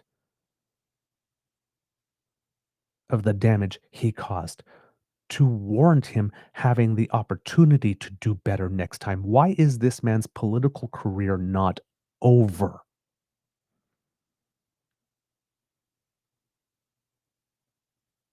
He called for violence to be committed upon another human being and a child.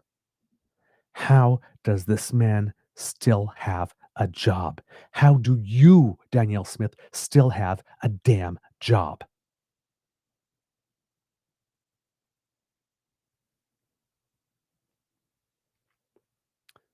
This has got to be the lamest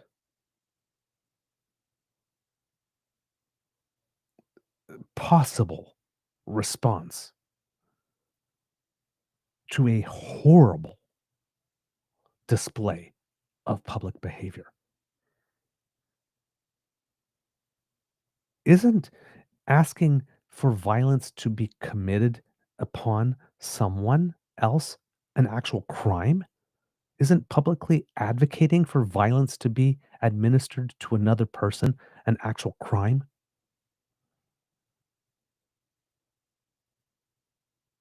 Maybe there's some lawyers in the chat who can. This is not just an opinion. Bruce McAllister publicly degraded that child and then asked said publicly that that child was worthy of being beaten. I don't know what the response. I have an idea what the response was supposed to be, but I'm looking at you, Danielle Smith, and I'm looking at that response, and I'm looking at that tweet from Bruce McAllister, and that ain't it. That ain't it. When we're talking about doing better next time, Danielle Smith, you shouldn't have a next time available to you to show you can do better, and Bruce McAllister shouldn't either.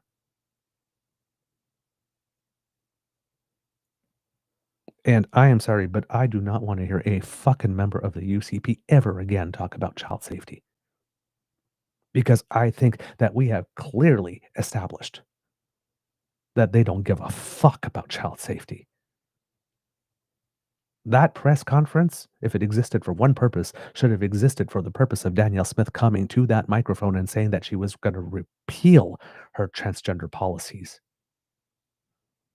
and her legal fights. Because clearly, as you saw last night, I don't give a fuck about child safety. It's not about that. And since I've clearly established that, I must remove these laws. But that's not what it was. It was to sort of just, oh, well, you know, I asked for everybody to treat people with respect, and I gave him a good talking to, and he promised he would do better next time. So it's closed. Doody-doody-doo. That woman is poison.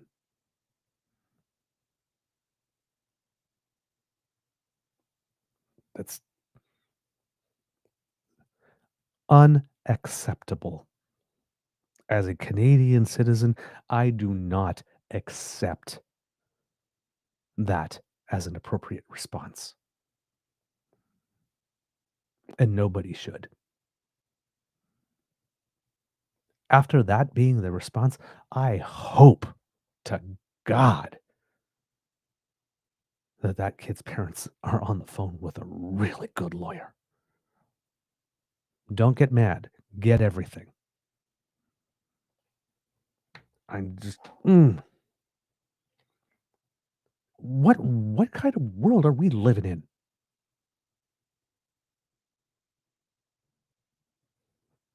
And I'm sorry. I'm having a Mr. Grizzly moment. I think it might be time to keep your beaver a little moist here. Hopefully water has a slightly calming influence. But yeah, I did not. Yeah, we're going from sadness to rage. It's kind of an emotional roller coaster day, isn't it, though? Oh my God. Yeah, indeed. Indeed. Sorry. No, I'm not sorry. I'm not sorry. This is what I feel. And not saying it to make anybody, hopefully, didn't make anybody uncomfortable, because that was not the point, except for Danielle Smith and Bruce McAllister and everybody on that panel and whatnot. You should be fucking uncomfortable, but not my audience, hopefully. But oh my God, I'm just, there are certain things you just don't do, and there are things that you don't do to children, and that is one of them. And it crosses a line for me. It just crosses a line. It is wholly, not HOLY, WHOLLY, wholly indecent. And I lack of decency of people towards each other. I can't abide by it. Especially when you're calling for violence, or you're dehumanizing or degrading someone. It's just, I can't do it. All right. I'm been trying to do under 2 hours, but it's not happening. But this last little bit, I definitely do want to do, because Pierre Poilièvre has been telling a lot of lies lately. A hell of a lot of lies lately, which is not new for Pierre Poilièvre. And as I keep on saying on this show, for someone who lies as frequently as he does, you think he would be better at it. but he's not. But he's had a whole basket of lies lately with regard to um, Mark Carney's economic performance since the time, or just performance in general, since he's been a prime minister, and the overall state of things, for all intents and purposes. Um, and Power and Politics the other day had a great intervention by someone uh, who did a very, very good job in debunking a lot of the lies that Pierre Poilièvre is telling, particularly about the economy. Um, Pierre's latest push is to suggest that the government is going out of its way to tax groceries. And there is very little tax on groceries if you are Canadian, right? But he's trying to put a lot of things throw a lot of things into the kitchen sink here, making the case, trying to say that that there's a carbon tax too. The industrial carbon tax is increasing the price of food ridiculously, saying that there's the tax on plastic for packaging and all that kind of stuff. All of this is raising the price of food. This at the same time as he's been asked, because we showed you a disastrous interview with him on the subject, being asked directly about the fact that he had been claiming for the longest time that the reason for which food inflation was so high, or the price of food was so high, was because of the carbon tax specifically. And if we just axed the tax, that basically everything would be okay. All we have to do is axe the tax, and there would be no lines at the food bank, and that everything would be great. Everybody would be able to afford their rent and their mortgage payments and all that kind of stuff. He was sort of framing it that way. And then we got rid of the carbon tax, and the price of food didn't go down, because experts had been telling us for the longest time that the amount that the carbon tax, or the consumer carbon regulatory pricing, which is actually what it was, added to the price of food was, I believe the word was, negligible. And then we removed it, and while the price of gas did go down, price of food didn't, not even in the first month since it's been repealed. And ever since it has been repealed, it still hasn't gone down. So clearly, axing the tax did nothing to stop lineups at the phone bank. Now, your gas costs less, so maybe you have more money to be able to afford food. But the price of food did not go down, as Pierre promised it would. And when he was confronted with that, well, you saw what he did, because we presented it on the show. But now he's claiming that it's not axe the tax, it's axe all taxes. And it's conveniently all the things that he's been asking for in the election campaign that the government repeal. But now he's trying to relate them all to food again, and saying that, oh, sorry, did I say axe the tax? No, axe the taxes. And once you axe all these taxes, then food will be more affordable. I promise, pinky swear, because you can trust a Pierre Poilièvre promise. So here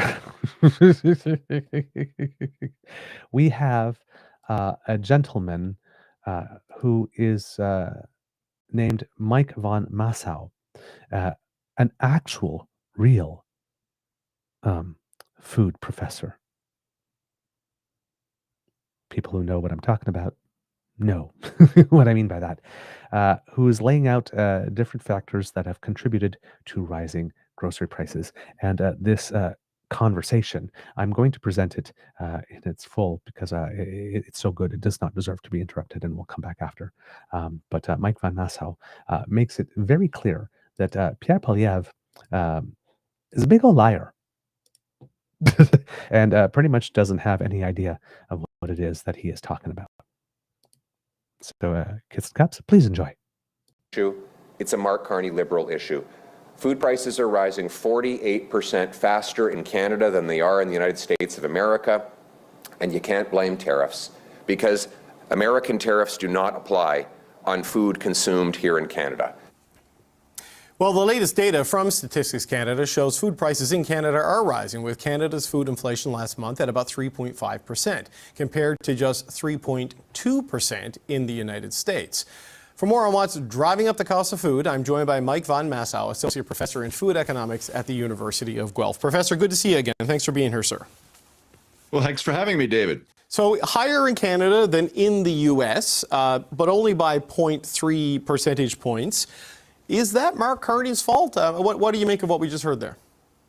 Well, I think it's important to remember that the top line number is one thing, and it's a pool of many other things. So there are some things that are up and there are some things that are down. And I think looking at the specifics would suggest that this has very little to do with what the federal government is doing.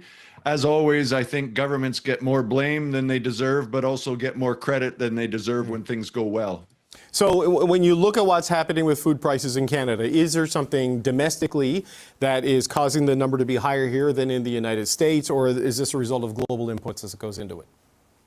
Well, the biggest thing that changed and is a contributor to that 3.9% is meat, particularly beef. It's really what's driving that. And that's a bit of a hangover, if you will, from extreme weather that we had a few years ago where it was dry in Western Canada and the Western US.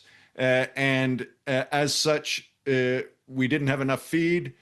That means we reduced the cow herd. That takes a while to come back. And cows are really the engine or the factory of the beef industry. If we don't have enough cows, we don't have enough calves that turn into beef animals. And so it takes a while to rebuild that after good years because that calf has to be born. She has to grow into a mature animal up to almost 2 years, then be bred, then carry that calf, so this takes a while. So beef is the big one. Pork has been up a little bit, likely because demand for beef is down.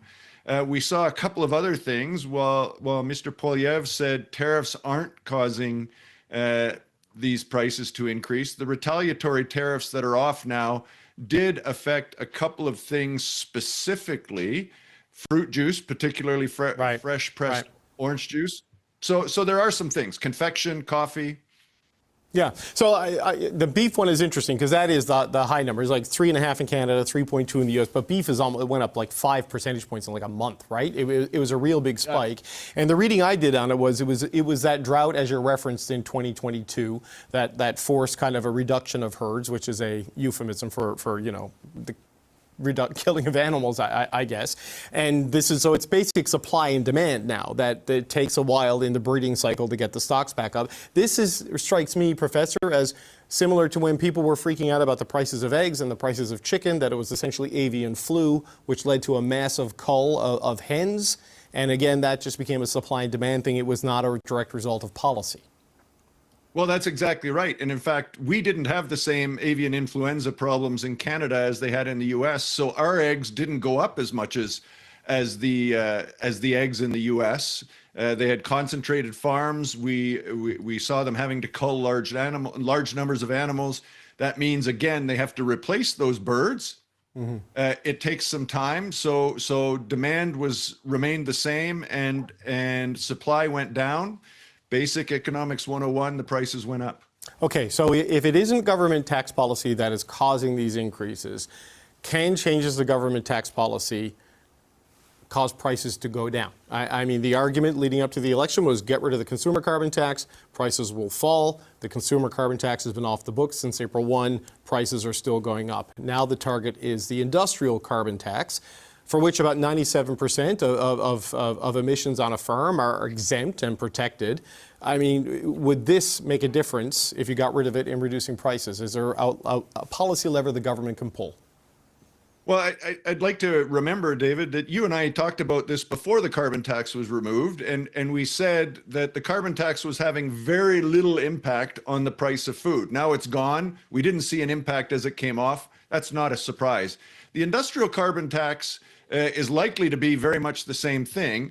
The industrial carbon tax may be affecting some costs on the farm, but the companies in Canada that are subject to it are large emitters, steel, mining, and those sorts of things that aren't as directly related to food production. So again, I think if we got rid of this industrial carbon tax, we might see some prices come down without a doubt, but I don't think it would have a dramatic impact on food prices. I've seen an analysis by Trevor Toome and others, who's an economics professor at the University of Calgary, that the entire pollution pricing, carbon tax systems in Canada, it was less than 1% of the increase in food over the spike in period of time, around 0.8%, offset in part by imported cheaper foods.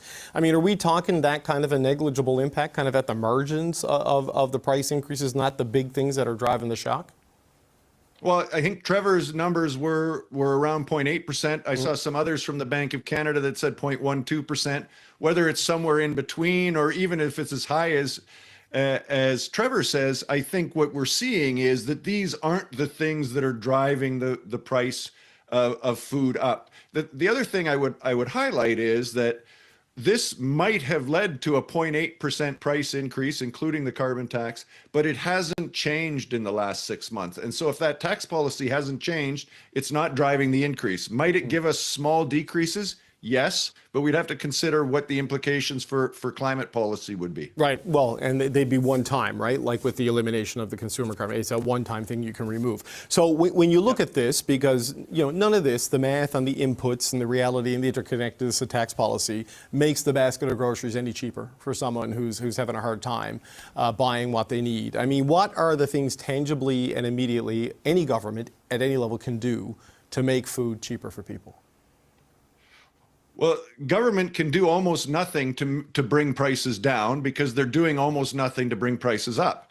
If the government wanted to give relief to Canadians because of high food prices, other high prices as well, they could do what they did a couple of summers ago, which was give sort of that GST tax credit, which is put money into the pockets of Canadians so that then they would have more to spend on food. But we can't regulate food prices. We can't make the war in Ukraine go away. We can't control extreme weather events. And even the retaliatory tariffs, which are now off, did not have a substantial effect on food prices. So unfortunately, there isn't a lot that the government can do directly. Okay. Mike Van Massow, Associate Professor in Food Economics at the University of Guelph. Always appreciate the time. Thank you, sir. Well, thank you for having me. I wish I had better news. Thank you. We appreciate it.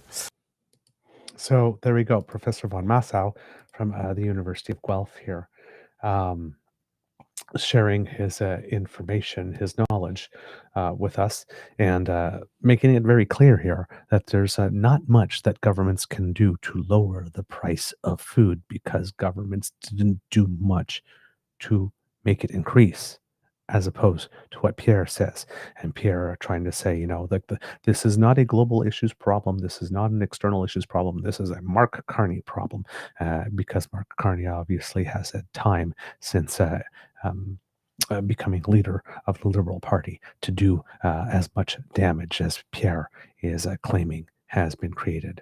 Of course, right? When his only financial policy that's sort of in place was an income tax cut.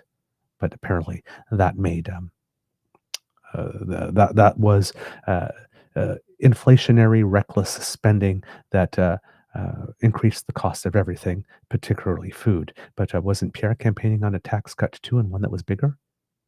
Until his costing came out, and then we found out that his tax cut would actually be smaller. because the guy can't math. So yeah, right. Cost of beef, explaining why it is a drought in 2022. Still, we're feeling the impacts of it. Right? There's not enough feed to feed cattle, so the herd was culled. Right? And this is and the demand for beef. Even if demand for beef in Canada was decreasing, right? Demand for beef all around the world is increasing as many other nations are having middle classes that are starting to grow, and they are demanding diets that are richer in protein. So, demand is not just national here when we're talking about beef, it's global, right? Supply and demand. If we're raising fewer cattle because there isn't enough feed to feed them, but there are more and more people who are joining the middle class and want higher protein diets, then therefore the price of beef can do nothing but go down. And the only way that go up, and the only way that you can get the price of beef to go down is if there's actually more cattle being raised, which means you have to have the ability to grow the feed. Hello, climate change. Hello, droughts. Hello. So, right, these things keep on feeding, and Pierre's solution is always to do the thing that will do the least, to stop the thing that is causing the droughts, which is act on climate change. Right? So you can see that Pierre has nothing for you, and Mr. Von Maslow Professor Von Maslow making it very clear that even if you cut all those taxes that Pierre wants cut, they would all have a negligible impact on the price of food. And if we're talking about the overall budget of the economy, he slightly hinted at this without going into it. But given that all the things that Pierre wants to do to allegedly lower the price of food also has an impact on our ability to fight climate change and inability to mitigate impacts of climate change or to try to counter them, or unwillingness yields consequences that also come with costs. It's not like it's going to be better for the overall budget, the solutions that Pierre is proposing. So about the only thing that the government can do if you can't lower prices is to put more money in the pockets of people so that they are able to afford food. But that's a costly government social program that Pierre does not believe in because he's a conservative. He does believe in cutting taxes, but if you're already at the bottom of the food chain, pun not intended, it's not like you're paying much taxes, so it's not like a big tax cut's going to do you much good to be able to afford more food. So this would have to be an income support program that puts money directly in the pockets of those who need it most, of those who are the least able to buy food, and not just regular any food, but nutritious food, healthy food today. But Pierre doesn't want to spend that money. So Pierre doesn't really want to lower the price of food. He says he does, but he doesn't really. He doesn't. He's proposing solutions that will not get the job done, and that will make the situation, that will exacerbate the situation that is causing the price of food to rise in the first place. He has no solutions, and the solutions that he's proposing are the tired, well-worn ones that he presented to us during the election, the ones that we rejected, and the ones that have been proven already not to work because we've seen what happens once we axe the tax. Food prices don't go down because the tax didn't make the price of food go up. So Pierre is just lying.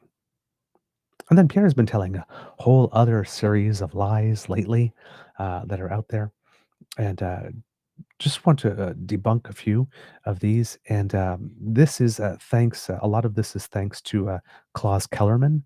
If you don't follow his Twitter feed, not his Twitter feed, his YouTube page, Klaus Kellerman, Klaus Claus, Kellerman, POV. I believe so. He has usually these daily videos about 14, 15 minutes. They're often about economic issues, and he breaks things down. He's very good. He knows all the sources to go get information and puts them all together. But this here he debunked a whole bunch of Pierre's lies lately, and we'll just go through some of them very quickly. His lies that crime is spiraling out of control. Well, according to Statistics Canada, police reported crime rates from 1962 to 2023. Violent crime has been moving within a very narrow range since the 1980s. Property crime peaked in 1991 and has been in a steady decrease until 2013 and turned up ever so slightly. Total crime also peaked in 1991, dropped significantly, and has slightly turned up. So we are not in anywhere in a situation where crime is spiraling out of control. Inflation is horrible, Pierre says. Well, according to Trading Economics, when you look at Canada and US inflation, inflation has come in at under 2%, lower than the Bank of Canada target, every single month since Mark Carney was elected to Parliament. And it currently sits at 1.9%. In the United States, inflation has been increasing at greater than 2% every month since IQ 47 has been inaugurated, with the lowest increase being 2.3% in April and currently sits at 2.9%. But apparently our inflation is horrible. The deficit is getting worse. Canadian general government deficit as a percentage of nominal GDP is the Stats Can data that you look for that. And it shows that historically, Canada, I think, ran 8 consecutive surpluses under Chrétien Martin, and then we went back into deficit the tune as much as 3.6% of GDP under Harper Conservatives. That probably has something to do with the 2008 economic crash. And then from 2014 to 2020, which is the Trudeau years, the deficits were relatively balanced until the pandemic, when they spiked upwards, as was the case for pretty much every country in the world.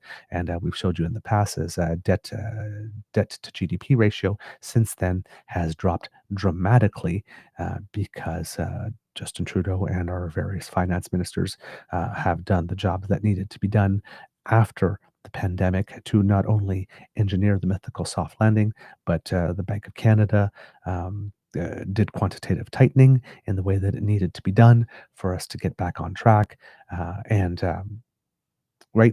We're doing pretty well. The other thing going on with Pierre is that because the overall deficit is going to be larger in the upcoming budget, given that we are going to be making some investments, Pierre is also trying to claim make some claims that the parliamentary budget officer is first of all, that because the parliamentary budget officer has been named as an interim position for 6 months, that somehow Mark Carney is trying to use the interim position as a threat to not keep the current parliamentary budget officer. Of course, sometimes when people take an interim position, it's because they're not interested in being the leader, but they'll do it for now until they find one. So nobody's ever asked the guy publicly at least, who's the interim parliamentary budget officer, if he would like to be the parliamentary budget officer, or if he's just like, I'm okay to be interim for a few months. But Pierre is trying to make it seem that the fact that he was named interim and not permanent is some type of conspiracy by Mark Carney. To do what exactly? I'm not quite exactly sure. The interim parliamentary budget officer says that our spending is unsustainable. The one that we had just before stated in the most recent report that Canada could easily add $46 billion annually to the national debt and not suffer any terrible consequence. So this is a different take from the interim parliamentary budget officer, one that Pierre is gleefully running with. But I doubt things have changed that dramatically that we could not add some money to the deficit. Now, some of the things, reports have been speculating that the deficit that might come in might go above the $62 billion mark, I think it is, into the $100 billion mark or over. This might be some speculation that shows the amount of spending being higher than it actually will be. So let's say it comes in at an $80 billion rather than 100. Everybody will turn around and say, "Oh, well, wow, they definitely did show some restraint," because everybody was saying that was going to be 100 billion and it only came in at 80. So there might be some pre-framing going on there to make the actual number not look so bad by putting some speculation out there that it could cross into the triple digits. Well, of course, we'll see when the budget comes down for that, what it will be. But there's that going on as well. Then immigration is spiraling out of control. Canada's population growth in the second quarter has almost flattened, and as the number of non-residents experienced the number of non-residents experienced the largest quarterly decline since 1971. So immigration is doing the exact opposite of what Pierre claims it is. And then he's saying housing is worse. Well, according to Trade Economics, if we look at Canada's average housing prices, the average price of a house in Canada has dropped from a peak last November of $713,000 to $687,000 in August. So prices of housing are going down when Pierre is saying that things are worse. And then his latest lie added to his basket is that Mark Carney should apologize to the UK. And that's what he should have done when he was out there on his recent trip for causing out of control inflation when he was the governor of the Bank of England from 2013 to 2020. But again, if you look at the numbers, in 2013, inflation in the UK was at 2.57%. It dropped to virtually zero in 2015, and it was under 1% at the end of Mark Carney's term in 2020. So I'm not sure how Pierre sees that as out of control inflation, but I'm guessing Pierre is expecting that no Canadian would take the time to go look at inflation numbers in the UK during the time that Carney was the governor of the Bank of England, and that we just take his word for it. But no, there was no out of control inflation caused during that period. There was no out of control inflation during that period in the UK. In fact, the Consumer Price Index in the UK from 1960 to 2024 shows that the period from 2013 to 2020, when Mark Carney was the governor of the Bank of England, was one of the lowest periods of inflation in UK history. But Pierre is saying it was the complete opposite and so terrible that Mark Carney today, as Prime Minister, should be going back to the UK, groveling, apologizing, and begging for forgiveness for the damage he allegedly caused. Yeah. So Pierre lies. He lies like he breathes. And the lies are easily debunkable, because the lies are so big and so gross and so sloppy. And he expects all of us to be as gross and lazy and sloppy as he is, that we won't check. As they say in French, il nous prend pour des cruches. He basically is taking us for empty urns, and he's filling us with his water. We don't have to buy what it is that he's selling. Again, as I keep on saying on the show, every time he opens his mouth, it is unserious commentary from an unserious person. And he keeps on showing us how lazy he is, because if all he's doing is saying that inflation was worse and didn't even bother to go check to see if the numbers back his rhetoric, I guess, well, then he's extremely lazy, because that's the laziest thing you can do, is just say, oh my God, everything's terrible, right? When somebody wants to make a change, the easiest argument that you can use, and this is pure sophistry, but the easiest counter argument or rhetorical device that you can use, and you don't need any research for it, is to claim perverse effect. Oh, you want to do this, and you say it's going to take 50,000 children out of poverty, but no, it's going to have the opposite effect. It's just going to drive more people into poverty. And then and you can or cannot offer an answer why you can just say it's the opposite. No, this type of thing, everybody knows it has the opposite effect of what he says. That will never work. That's the laziest. You don't have to do any research. Don't do any. Just go up, say it's going to have the opposite effect. This guy doesn't know what he's talking about, and then move on. That's Pierre Poilièvre. He just lies. Doesn't matter what the reality is. He probably doesn't even bother to go check what it is, because what it is won't matter. Right? When he's talking about food inflation, he said beef this much, grape up this much. But as Professor von Maslow just said, certain things are up, but certain things are down. Pierre didn't mention any of the products for which food inflation is down. Only the ones that went up, and only the ones that went up by the most. And apparently, all of this has something to do with Mark Carney. You have droughts, floods, war. None of it, disruption to shipping routes. None of that has anything to do with it. It's all Mark Carney. The lies are big, they are simple, but they come in bunches. And somebody was explaining on a show, I think it was, it might have been from the monk school, Doris. Oh, God, what's her name? Oh my God, I'm so terrible. Oh God, she's the guest from the monk school who's always on the bridge on Mondays.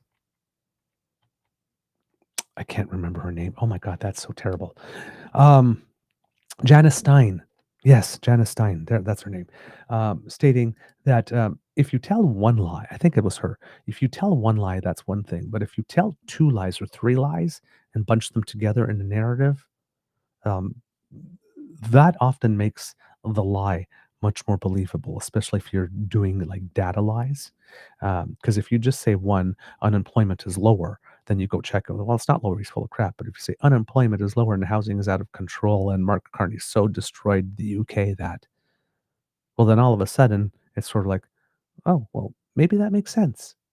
Maybe you try to find a way to say, oh, well, okay, it's not exactly that, but I guess this is what Pierre meant, and you try to justify the lies or the lie that you find debunked because there's two other things in there, and it sounds plausible.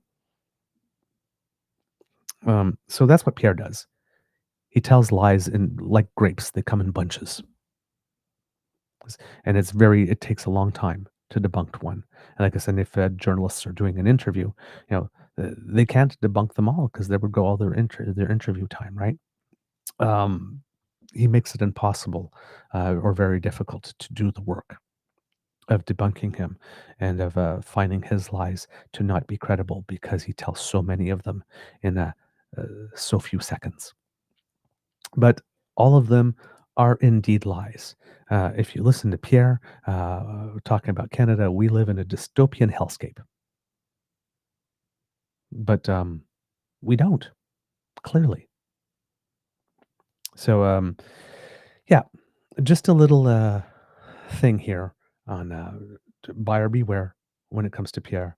The goal here is, Mark Carney is terrible. Everything about him is terrible. Anything he's ever done is terrible, and you shouldn't trust him. And all of this, of course, is laying the groundwork for the time when some scandal or some failure actually does hit. One that's real, because nobody's perfect.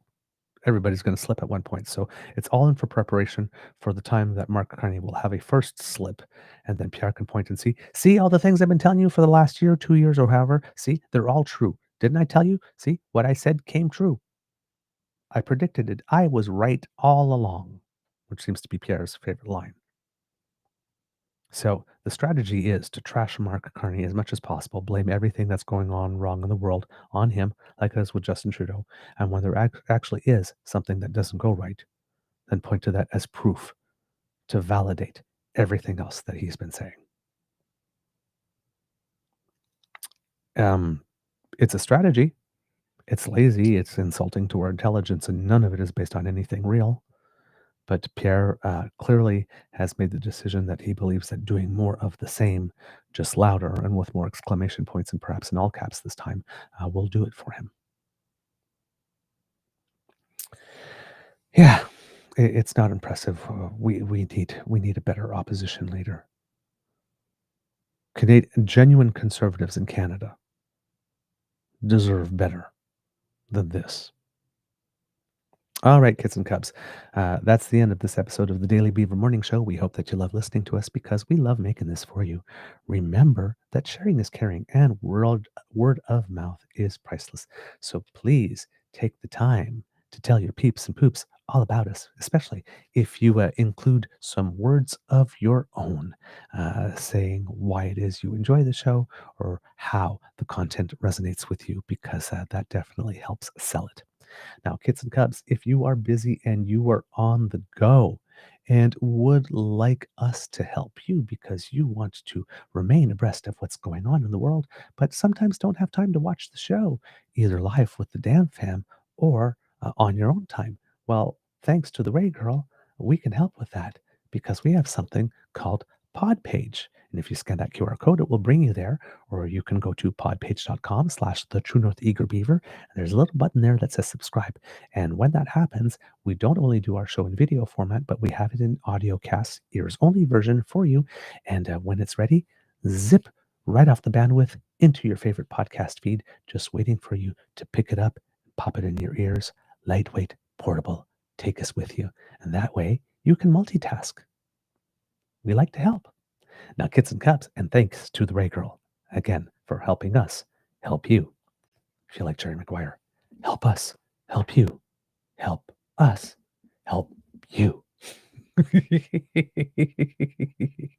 Now, kids and cubs, if you would like to help us help ourselves, well, you can do that by grabbing your e-surfboard and hanging 10 until you get to the True North Eager Beaver Media Incorporated YouTube page. And that QR code that just appeared will bring you right there. Kits, Cassie, and Elaine would definitely approve of you going on there and playing with our buttons. Like, share, subscribe, give us a little tickle. We're not fickle. Ha ha. We love it when you do. It helps us with the algorithm too. So thank you so very much. And I think we are closing in on 27,000. We've been going really fast. So thank you, kids and cubs, to all of you who are joining the DAMFAM. We really appreciate it.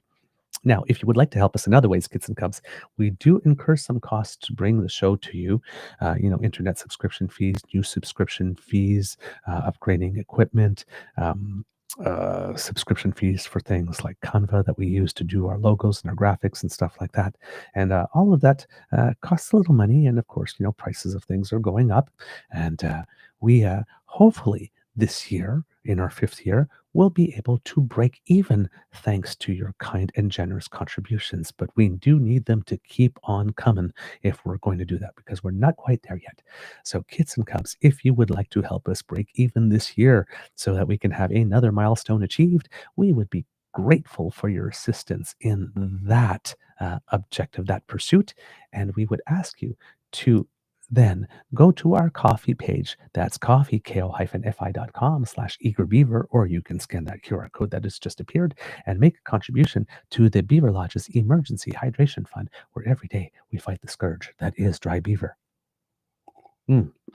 Because a happy beaver is a moist beaver. Indeed. So, kids and cubs, if you'd like to drop a couple loonies or toonies into our jar and make that lovely jingling sound when it hits the bottom, that would definitely make us happy and would also earn you our undying gratitude, which is actually very valuable. It's true. Now, kids and cubs, if you're doing the Buy Canadian thing, even better, because we have a solution for you there too. You just go to truenortheagerbeaver@gmail.com. That's our email address. And you go to your bank and you enter our email address and you do a direct bank-to-bank transfer, which is 100% Canadian. It stops the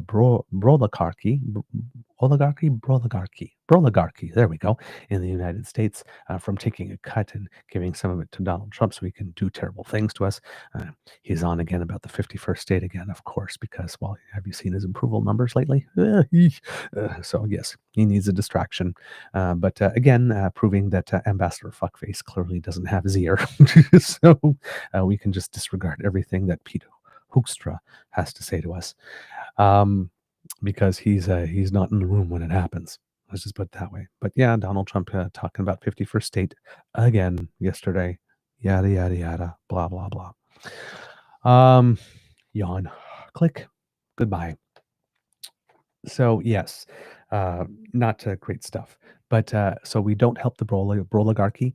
And of course, when you do a bank-to-bank transfer, we get 100% of your donation. So your donation goes further and we can do more with it. So thank you very much for that if you're helping us through that method. Now, kids and cubs, as we say on the show as well, if you're not able to contribute financially, please do not worry, because the gifts of your attention and participation are the ones that matter the most to us. And we love to hear from you. So please write to us at that same email address, truenortheagerbeaver@gmail.com, and let us know what you think about the show, good, bad, or ugly. Be gentle. If it's ugly, though, just be gentle. Give us some suggestions for guests, and you have been doing that a lot, kids and cubs. So many, in fact, that I barely have time to contact them in order to be able to, to set up the dates. But we thank you for the enthusiasm, and we do intend to follow up on a lot of them because you are making some really great suggestions. Also, kids and cubs, I was showing a little leg or a little ankle or a little calf a few days ago when I said that we might be on the verge of booking our biggest guest ever. We had more conversations yesterday, and it seems that we have a time scheduled to record that interview. It will be a pre-record because the person's not available to do the morning show at the time that we go on. So we will have that again. Don't want to say who it is just because I really don't want to jinx it before the interview is in the can. But you, I promise, kids and cubs, will be very, very happy with the guest that we have. And it'll be a different kind of guest for us because I will give you a little hint, not a Canadian. So there you go. So it's definitely not the Prime Minister, okay? And it's definitely not Pierre, and it's definitely not Doug Ford. But not a Canadian, but still a very important interview that we will bring to you. And we hope that you will come for it. We are going to record it, and I'm not sure if we will show it the next day because we might want a couple of extra days to be able to promote this because if we're being self-serving here, this also might be good for us in terms the stature of the guest that we have is such that doing a couple of days of promotion prior to the interview airing might get more people to watch it, and it could be something that does our channel a lot of good in terms of views and perhaps subscriptions. So we want to make sure that given that we have been blessed with having this opportunity that we couldn't dream of really, but it appears to be coming through true, that we can extract the maximum benefit for the future of our channel and our initiative here. So but we're very, very excited, and it looks like it's happening. It looks like it's happening. We have a date, we have a time, and we have confirmation on that date and time. So I'm very excited. In fact, to show you a little more, we will be recording it if everything is indeed a go tomorrow around 5 p.m. So very excited, very excited. So yes, showing now ankle, calf, and at least some mid-thigh. All right, kids and cubs. Let's see. We got through all of that stuff. Yes. Oh, our socials at True Eager at the Blue Sky Beaver Lodge, and also on the shitter, True North Eager Beaver on Facebook, our original home on the web. And of course, if you are listening on our YouTube channel, right down here in the comments section, let us know what you think, because we do love to hear from you. Because democracy is something that you do, kids and cubs, remember forever-canadian.ca. That's where you go if you are an Albertan and you want to have a citizens initiative question on the ballot about keeping Alberta in Canada.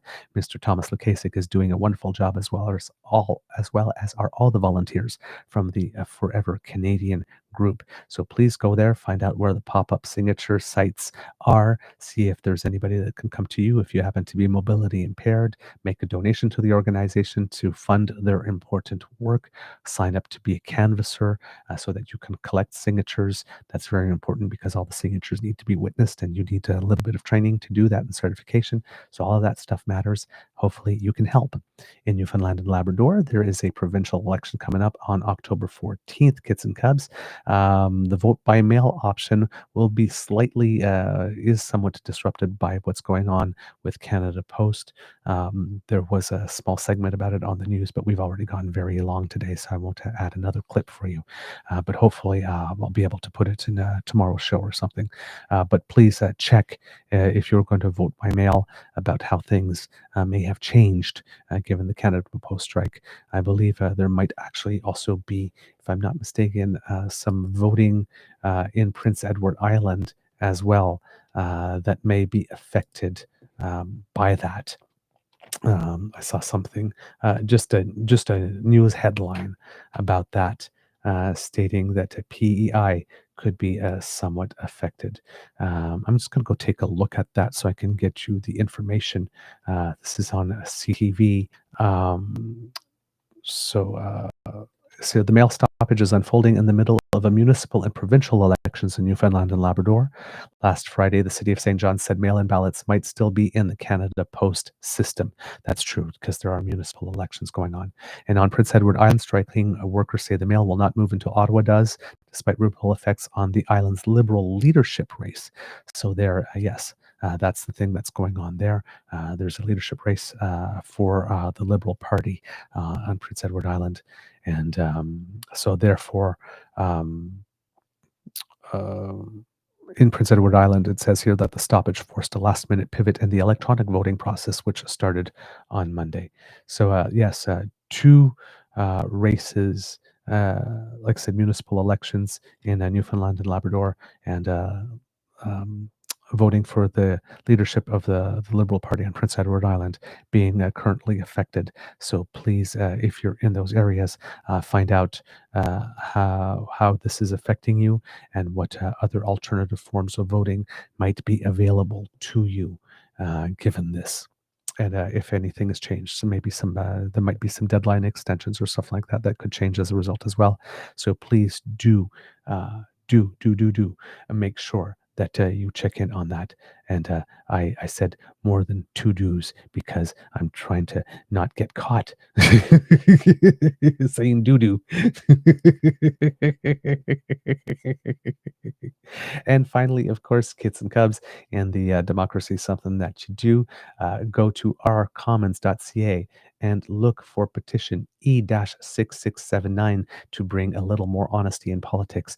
And kids and cubs, we might actually have an interview soon with one of the people who spearheaded this petition. They contacted us to ask us if we wanted to talk about it. And I said, well, we have been talking about it. And he goes, oh, that's wonderful. And volunteered, offered themselves as a guest. And we are in talks with them to try to make that happen so that we can find out more about this initiative too. But if you want a little more honesty in your federal politics and consequences for people who knowingly and intentionally lie, then kids and cubs, that's the petition that you need to sign. Again, ourcommons.ca. Look for petition E-6679. We have 25,739 signatures as of this morning. And of course, I'm personally hoping that we can get that to 100,000 by the November 27th deadline. And I'm doing everything that there is in my power to try to make sure that happens. So please, I included the link here in the chat. Do copy that link. Share it with your friends and family and on your social media sites. And let's try to get more signatures for this. Kids and cubs, really appreciate that. Words of wisdom, kids and cubs. Use your voice. Use your voice, whether it's speaking up for truth and reconciliation, whether it's speaking up for kids who are being bullied, particularly by adults who should really know better if it is something you know to be a lie. Speak up, set the record straight. Use your voice. Debunk the lies, stand up to bullies, and fight for what's right. Those are my words of wisdom. It could be a tough world out there, kids and cubs, so please be kind to and gentle with yourself. And now, at the count of 3, may I ask you, as your humble servant, to say, Mr. Beaver, please cue the cog. 1, 2, 3. Ah, you lovely kids. You've made me so happy today, and you've been so delightful. How can I resist you? You are listening to a True North Eager Beaver Media Incorporated podcast. The True North Eager Beaver podcasts are proudly brought to you by our founding sponsors, the Misfit Mysteries from Corvid Moon Publishing, your source for science fiction, fantasy, and cozy mysteries featuring a broad diversity of characters. CanadianTarot.com, their uniquely Canadian online eclectic tarot community, and The Peppermaster, hot pepper sauces made from farm-fresh ingredients to thrill your taste buds and expand your mind. We are grateful to the Crier Media Network for its support, Pete Jarvis for our artwork, and Paul Joseph Something for our opening and closing sequence music.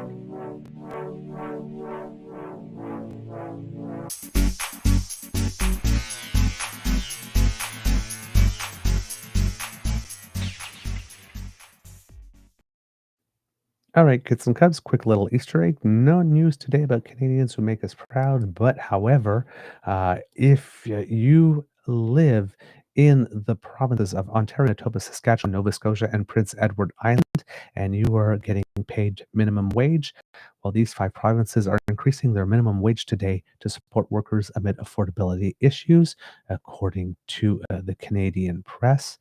The provinces have tied their increases to Canada's steadily growing consumer price index, which is an indicator of inflation. So Ontario's minimum wage is now $17.60 per hour. Nova Scotia and Prince Edward Islands are $16.50 an hour. Manitoba's is $16 per hour, and Saskatchewan's $15.35 an hour. Alberta is the only province that has not boosted its minimum wage with its 15-hour per rate, now the lowest in Canada. Hey, Danielle, great job you're doing there, making Alberta a place that people would want to come to and invest. British Columbia, Quebec, New Brunswick, and Newfoundland and Labrador raised their minimum wage earlier this year. So there you go, a little extra money in your pocket to help you keep up with inflation, kids and cubs. That's all I got for you today. And now, like magic, I am gone. Bye, everyone.